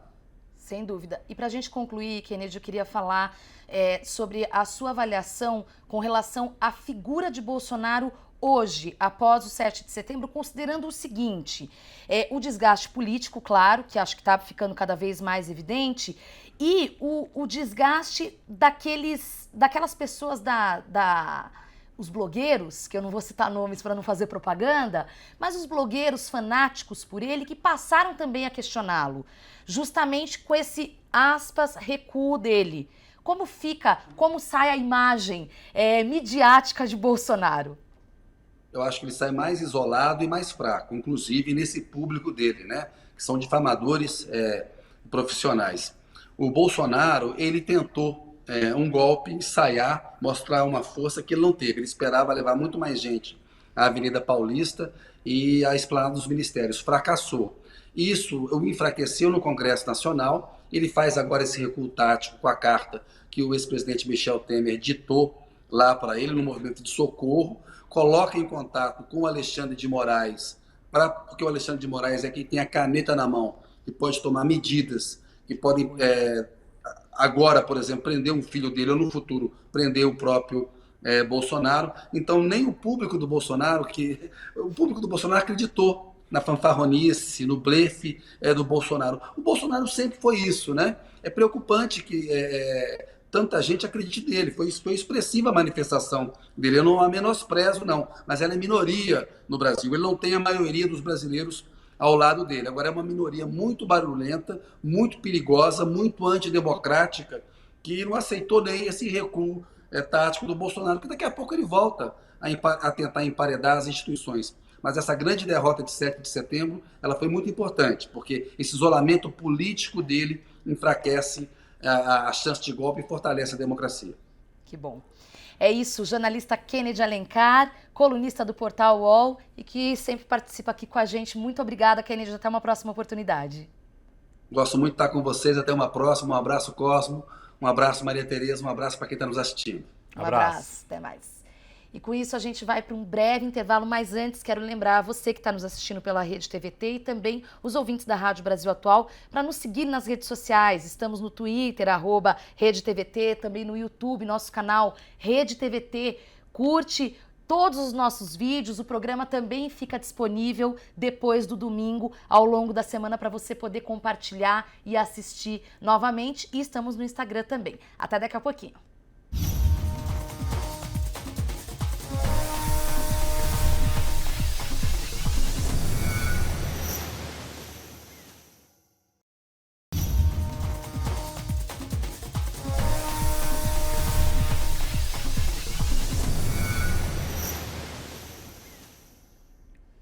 De volta com Revista Brasil TVT, aqui na TVT e também na Rádio Brasil Atual. Pessoal, em atos públicos na última terça-feira, feriado de 7 de setembro, em Brasília e em São Paulo, Jair Bolsonaro subiu o tom em sua escalada contra as instituições. Chamou Moraes de canalha e afirmou que não mais cumpriria decisões do ministro. No entanto, na tarde de quinta-feira, Bolsonaro recuou do tom golpista que marcou as declarações nas últimas semanas. Segundo o comunicado que foi publicado pelo Palácio do Planalto, as falas do presidente se deram no calor do momento que, no entanto, nunca teve intenção de agredir quaisquer dos poderes. Para falar sobre essa questão, o Revista Brasil TVT conversa agora com Gisele Cittadino, que é professora coordenadora do programa de pós-graduação em Direito da PUC-Rio e integrante da ABJD, que é a Associação Brasileira de Juristas pela Democracia. Boa noite, professora Gisele Cittadino. Prazer em falar com a senhora. Seja muito bem-vinda. Boa noite, Cosmo. Boa noite, Maria Tereza. Uma alegria estar aqui de volta com vocês. Prazer é todo nosso, professora. E, professora, este 7 de setembro no Brasil vai ficar marcado, hein, professora? Ataques contra as instituições, agressividade contra o ministro do Supremo Tribunal Federal e muitas reações. Porém, teve indas e vindas nesta semana até este domingo, professora. Eu queria que a senhora trouxesse para a gente aí um panorama do que foi essa semana e as declarações antidemocráticas inflamadas do presidente Jair Bolsonaro no 7 de setembro. Eu acho que você tem toda a razão, Cosmo. Esse 7 de setembro vai ficar marcado na história brasileira e a gente ainda tem que pensar que nós teremos mais um 7 de setembro até que as próximas eleições ocorram, né? Então, eu acho que a gente também tem que começar a se preocupar com o próximo 7 de setembro. Agora, eu acho que o sentimento de qualquer brasileiro razoável no dia de hoje, domingo, depois de ter visto tudo o que aconteceu nesses últimos dias, é um misto de alívio, né? Sem dúvida nenhuma, muito alívio, mas também, e é paradoxal isso, um sentimento de muita tristeza. Porque quando a gente fica muito aliviado, né, diante dessa situação, isso mostra o tamanho do nosso problema e isso nos dá uma tristeza muito grande. Eu acho que o alívio que todos nós sentimos, porque o que aconteceu, se esperava de tudo e a gente escutou de tudo. Eu já disse aqui, tenho insistido em vários outros lugares, que eu não consigo imaginar a possibilidade de um golpe militar no Brasil, especialmente com Bolsonaro no poder, porque era isso que boa parte das faixas lá em Brasília, todas inclusive iguais, feitas na mesma fábrica e distribuídas lá durante o evento, dizia golpe militar, não, dizia golpe não, dizia intervenção militar com Bolsonaro no poder. Né? Isso é a maior de todas as fantasias. Não há a menor possibilidade de que aconteça isso no Brasil. Agora, ele elevou o tom, foi extremamente grosseiro, para dizer o mínimo, e foi extremamente violento e desrespeitoso com a democracia, com as instituições, com os representantes dos demais poderes. Ninguém merece, né, de um presidente da República um comportamento como esse. Então, ficamos todos muito tristes, né? Porque a gente, ao mesmo tempo, se sentiu aliviado, especialmente porque no final da noite do dia 7 de setembro, havia ainda em Brasília os companheiros, digamos, né, as hordas bolsonaristas que estavam esperando, digamos assim, a sua hora de agir. Porque se a gente acompanha muitos vídeos de muitos apoiadores de Bolsonaro, tem gente nos vídeos dizendo que estava ali em Brasília disposto a incendiar o Supremo Tribunal Federal, a quebrar todo o Congresso Nacional. Então, ele contava com pessoas que, por mais velhas que fossem, porque eu acho que esse é um outro ponto a destacar, especialmente no Rio de Janeiro e em São Paulo, a idade das pessoas que estavam nas ruas, eu acho que o mais jovem tinha 50 anos. No Rio de Janeiro, eu diria que o mais jovem tinha 60 anos. Então, essas pessoas não são normalmente as pessoas que partem para a violência. Mas eu acho que apoiadores de Bolsonaro em Brasília estavam dispostos a tudo. E como na noite do próprio 7 de setembro, os caminhoneiros, né, aquilo ali foi um lockout, tanto é coordenado por apoiadores de Bolsonaro, que rapidamente foi encerrado, o que mostra que efetivamente não era um movimento genuíno dos caminhoneiros, como nós já tivemos no Brasil no passado.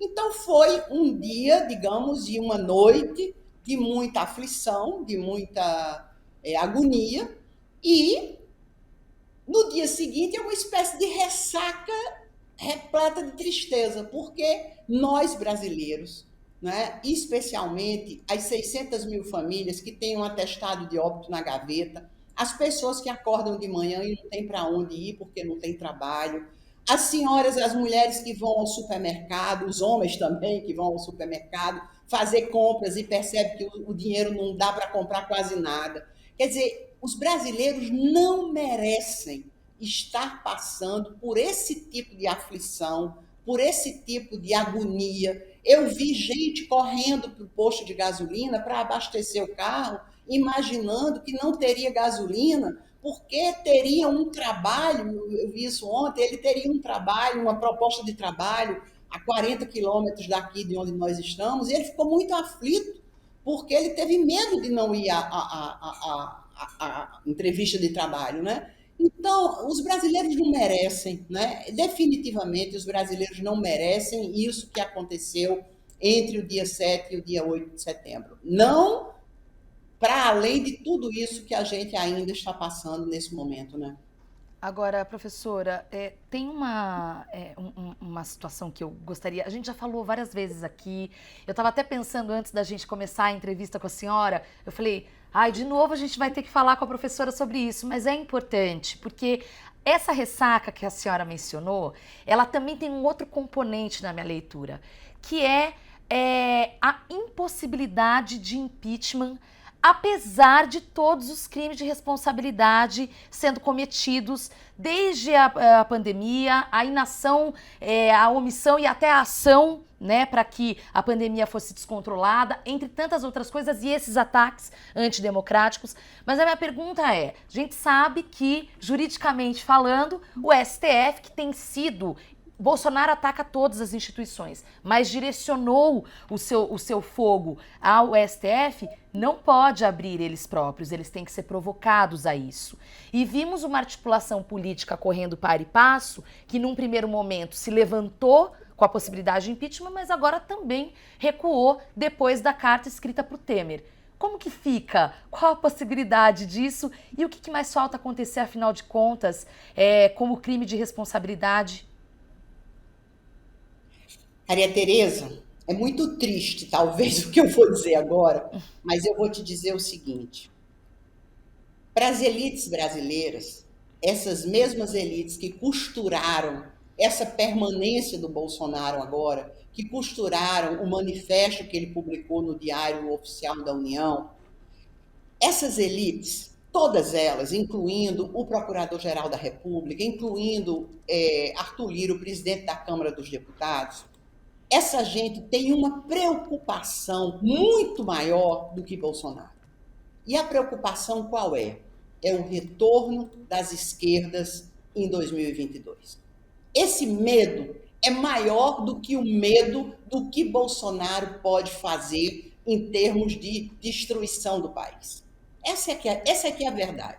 Então, Bolsonaro pode cometer mais 200 mil crimes de responsabilidade.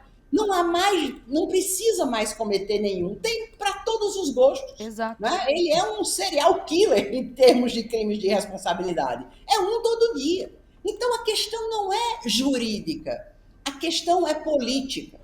Hoje, eu soube de uma notícia, a gente ainda precisa confirmar, porque não está, enfim, completamente claro, que o Supremo Tribunal Federal, a pedido do ministro Ricardo Lewandowski, deve se reunir fisicamente, e não plenário virtual, para conversar sobre a possibilidade de se fixar um prazo para que os presidentes da Câmara dos Deputados, à medida em que recebam pedidos de impeachment, eles tenham um prazo para abrir o processo ou levar o processo à avaliação da Câmara, dos seus pares.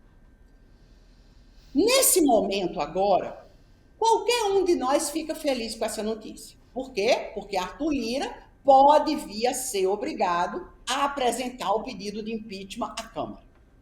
Mas eu acho que a gente tem que pensar de uma outra maneira. É que isso não seria uma decisão do Supremo que valeria exclusivamente para Arthur Lira e para Bolsonaro. Isso seria uma decisão do Supremo que valeria de agora para frente indefinidamente.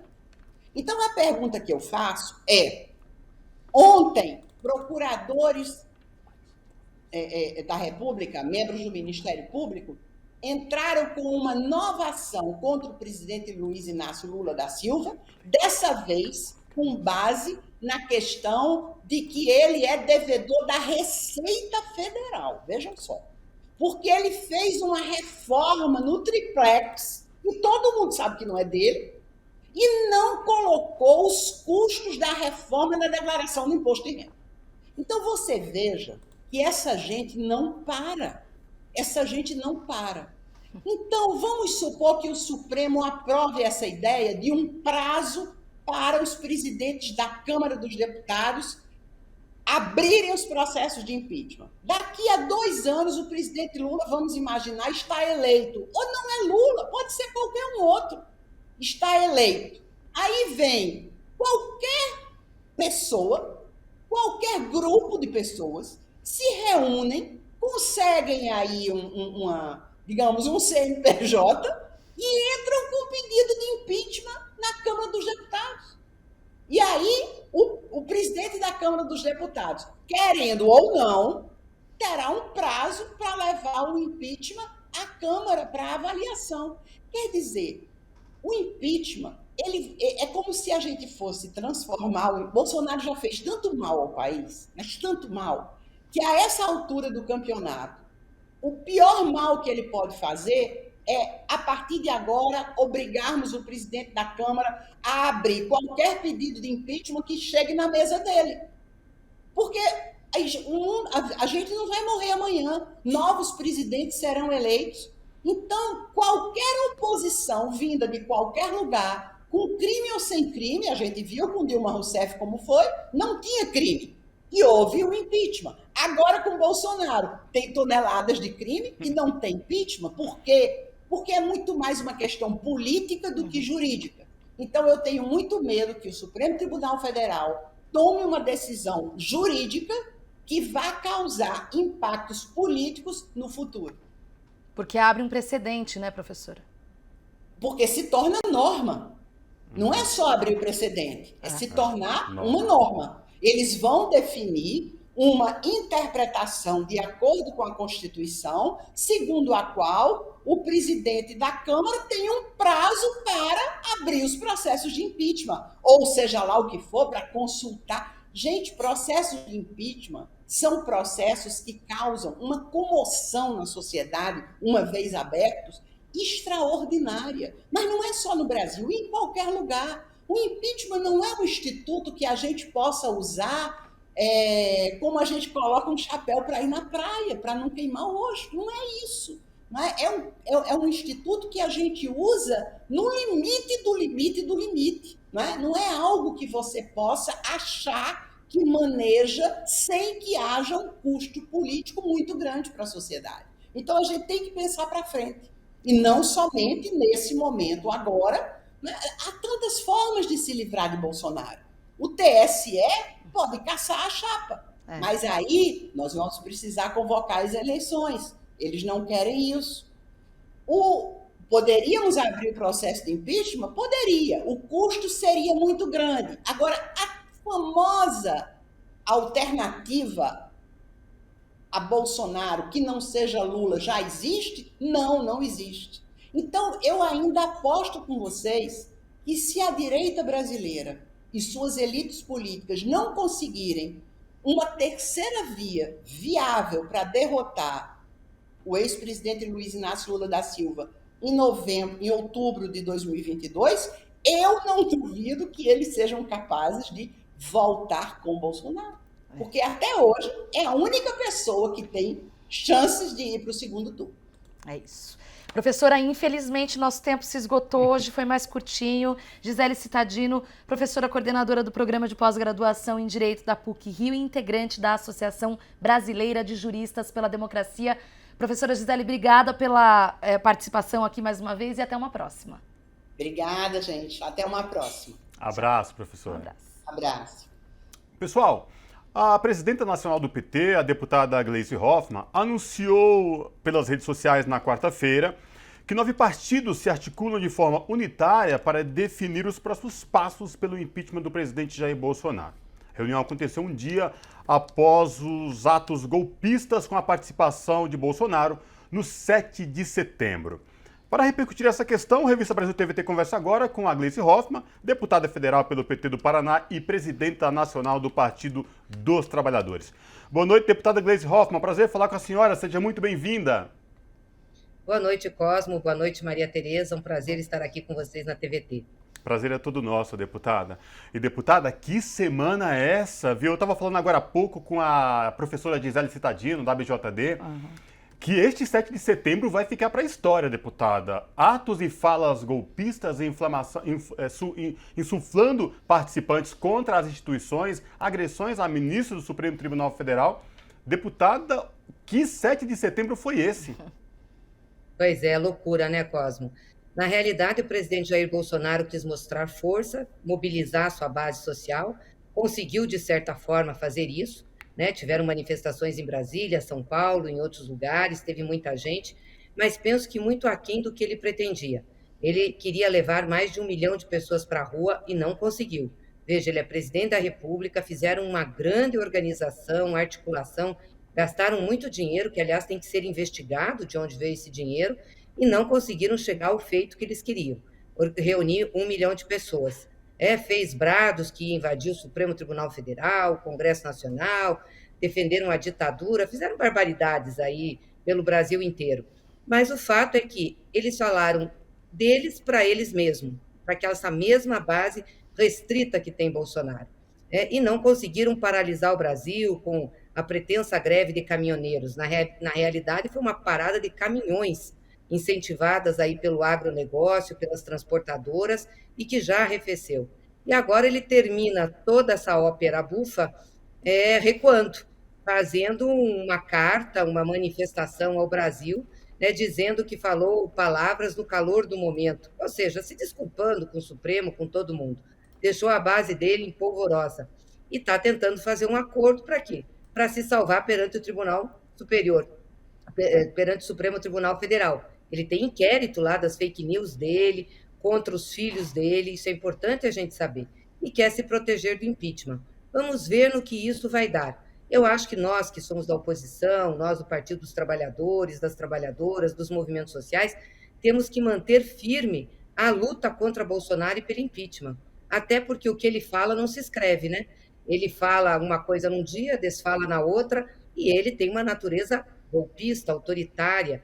Então, nós temos que manter, sim, sempre alerta ao movimento, manter o nosso pessoal organizado, e nós temos que tirar Bolsonaro de onde ele está. Ele é uma tragédia para o Brasil, para o povo brasileiro, e faz o Brasil passar vexame no plano internacional. Deputada, a senhora mencionou impeachment, eu acho que está na boca de todo mundo, inclusive com algumas movimentações importantes de partidos e figuras políticas que antes deixavam para lá e que agora estão cada vez mais se manifestando em favor do impeachment. Qual a temperatura hoje para haver uma organização e uma orquestração eficiente com relação ao impeachment? E quais os obstáculos? Maria Tereza, ainda não temos condições para isso dentro do Congresso Nacional, dentro da Câmara dos Deputados.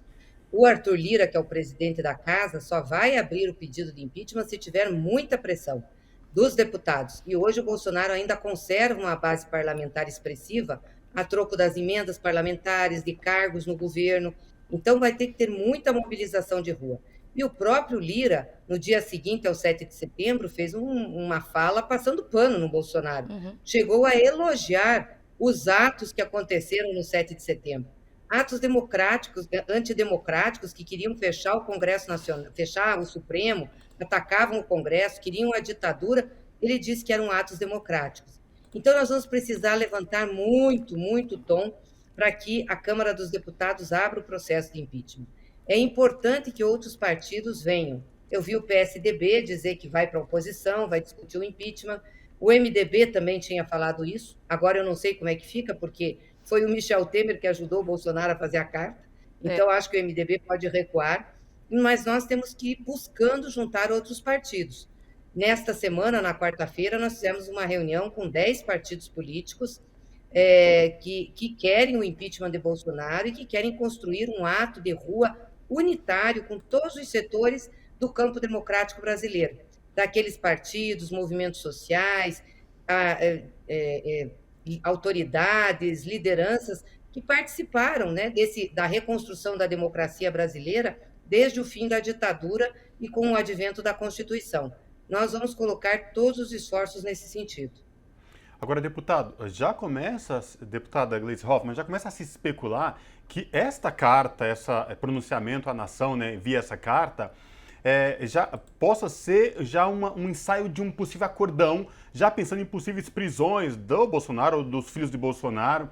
E a pergunta que eu faço para a senhora isso começa a se desenhar, não é isso? Qual a sua avaliação? Não sei, né, Cosmo? Eu não tenho todas as informações, mas é muito estranho. Bolsonaro falou, disse que ia acontecer, arrebentar tudo, e no final recua e faz, né, uma manifestação pacífica. Se bem que depois disso ele já falou de novo em voto impresso, já atacou ministro de novo. É o que eu disse, o que ele fala não se escreve. Mas é óbvio que ele está com medo, porque no Supremo Tribunal Federal tem inquérito contra ele, contra os filhos, na questão da fake news, dos atos antidemocráticos, e pode acabar em prisão, sim. Então, penso que ele fez um aceno para o STF para procurar uma negociação. Vamos ver os desdobramentos dessa semana que vem. Mas o fato é que ele é um leão que ruge sem dente, né? Sem dúvida. Deputada, queria saber agora um pouco do PT, como o partido está lidando com a questão das manifestações do próximo dia 12, na verdade, toda essa articulação de resistência, a gente já sabe que a legenda tem se posicionado, eu queria que você contasse um pouco para a gente como o PT vai se posicionar com relação a isso daqui para frente. Nós achamos importantes todas as manifestações contra Bolsonaro e pelo impeachment, então não temos problema com nenhuma manifestação. Agora, achamos importante que todos os setores que estão pelo impeachment e pela defesa da democracia construam juntos um grande ato de rua, uma grande manifestação no Brasil para mostrar que o campo democrático é maior que o campo autoritário e fascista que o Bolsonaro representa. Essas forças todas, como eu disse, pós-ditadura, elas têm uma vivência de construção do processo democrático.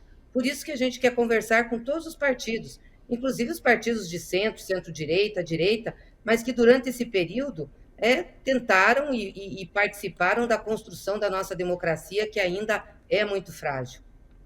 Deputada, o que falta exatamente para acontecer para que a população de fato enxergue este cenário? Porque Brasil com mais de 15 milhões de pessoas desempregadas, fora os desalentados. A fome batendo a porta de milhões de brasileiros, inflação altíssima e sem nenhuma perspectiva de crescimento do país. O que está faltando, deputada? Olha, eu acho que a população já se deu conta disso. Quando você olha pesquisas eleitorais, e não são poucas, são muitas, diversas, de vários institutos, mostram que o Bolsonaro já perdeu muito a popularidade e que tem uma aprovação muito pequena perante a população.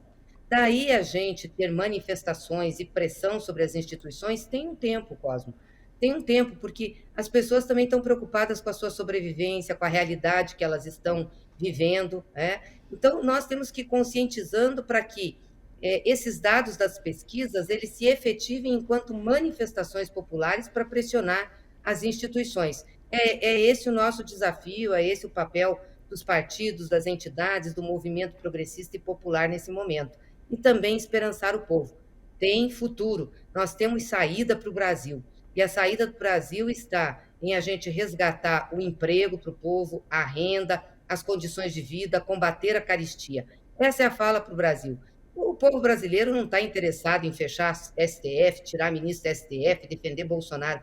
Está interessado que ele possa ter dignidade de vida, sustentar sua família e poder viver num país que seja pacífico, e não nessa onda de ódio e de mentiras que nós estamos vivendo nos últimos tempos. Deputada, já para nos encaminharmos para o final, não posso deixar de perguntar, a gente está há 13 meses das eleições de 2022 e, novamente, além do impeachment, outra coisa que dominou as redes sociais, está na boca do povo, é a tal da Frente Ampla. E a polêmica da terceira via. Eu gostaria de saber como o PT está se posicionando com relação a isso, o que dá para imaginar, o que dá para a gente esperar para 2022. Olha, Maria Tereza, eu não sou contra a Frente Ampla, não. Eu acho que nós precisamos de uma Frente Ampla agora para enfrentar Bolsonaro, defender a democracia, mas tem que ter um programa mínimo, né? Ou seja, o que é interessante para a vida do povo, porque a democracia ela não é abstrata, a democracia diz respeito à vida de cada um. Nós temos que defender as instituições, a democracia formal, mas a democracia requer para o nosso povo condições de vida. Não dá para o Brasil voltar ao mapa da fome, pessoas estarem passando fome ou na insegurança alimentar, comendo menos, comendo uma vez por dia para sobreviver.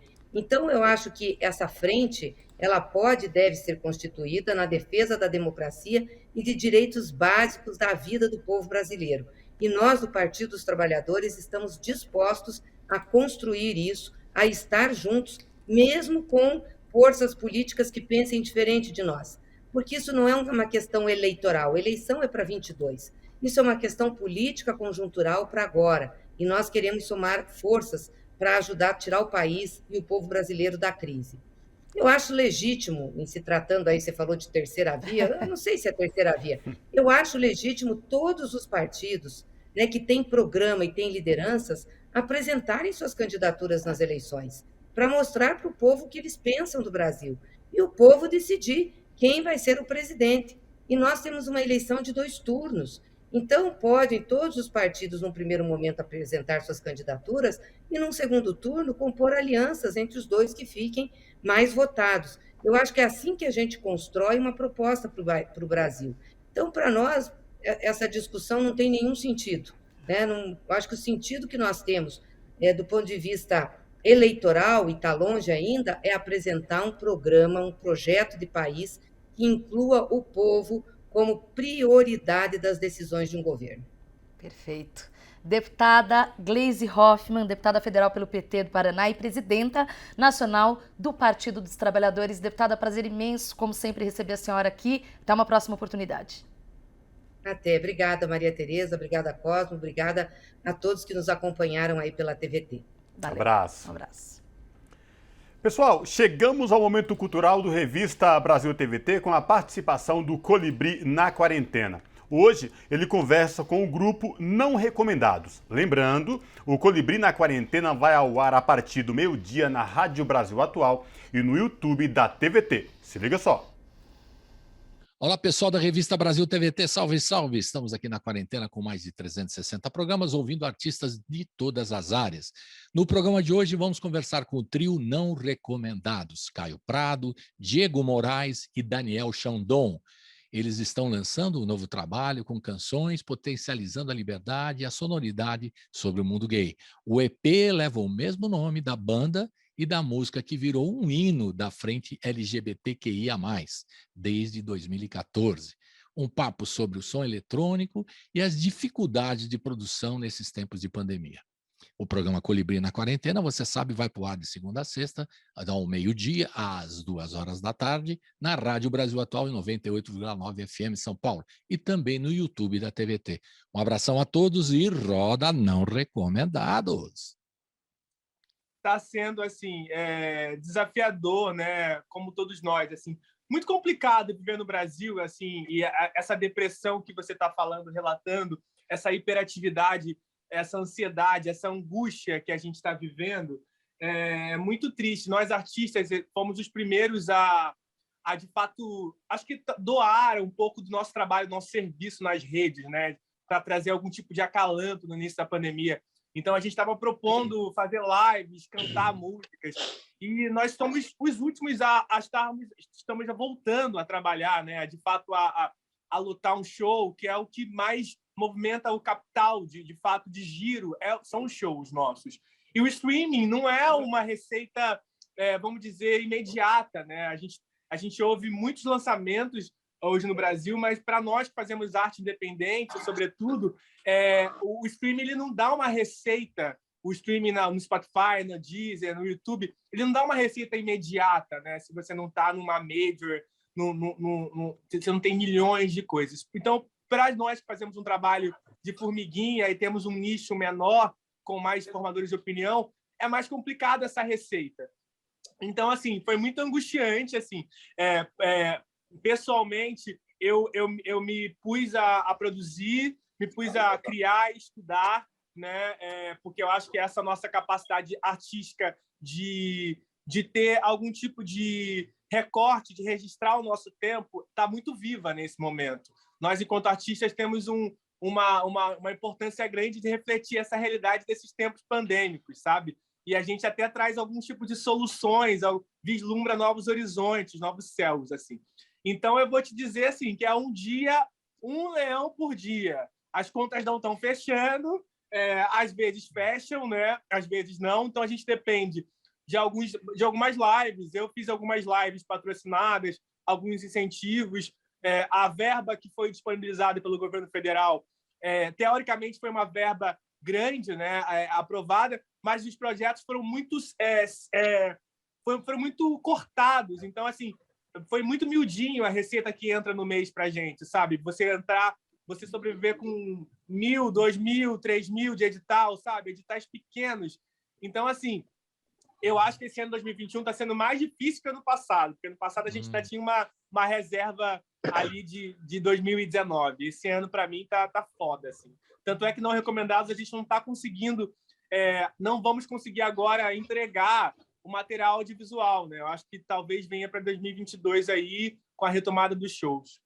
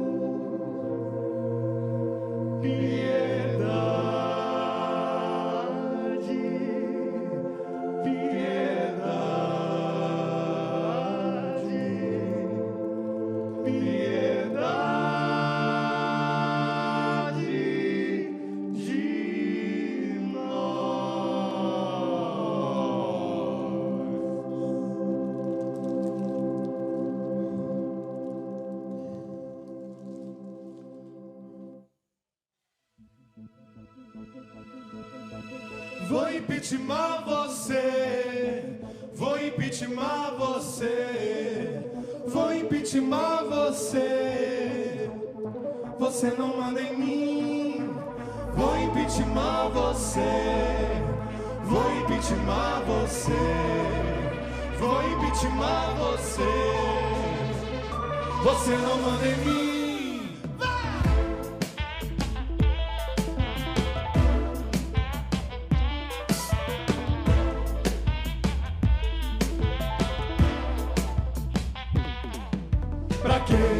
ficar brigando assim o tempo inteiro? Pra quê?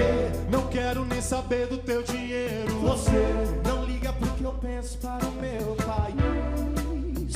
Eu quero você. Mas você acha que bandido morto é bom? Que panelaço acaba com a corrupção? Que a rua nem sustenta minha lacração? Não quero você. Vou impeachment você. Vou impeachment você. Vou impeachment você. Você não manda em mim. Vou impeachment você. Impeachment você. Vou impeachment você. Você não manda em mim.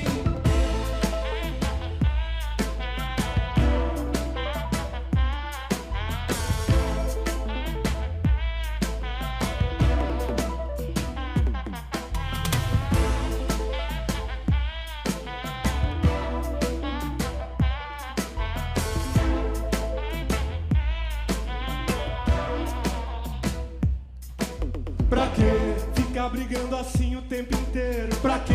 Não quero nem saber do teu dinheiro. Você não liga pro que eu penso para o meu país.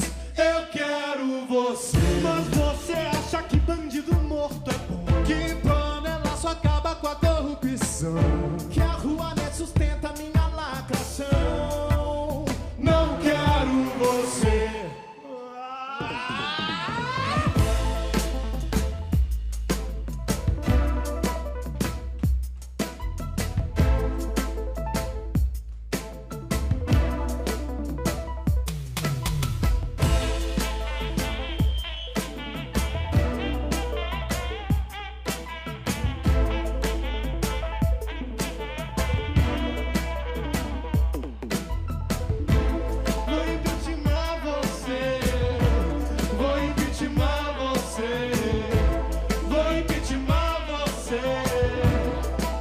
Você não manda em mim. Vou impeachment você. Impeachment você.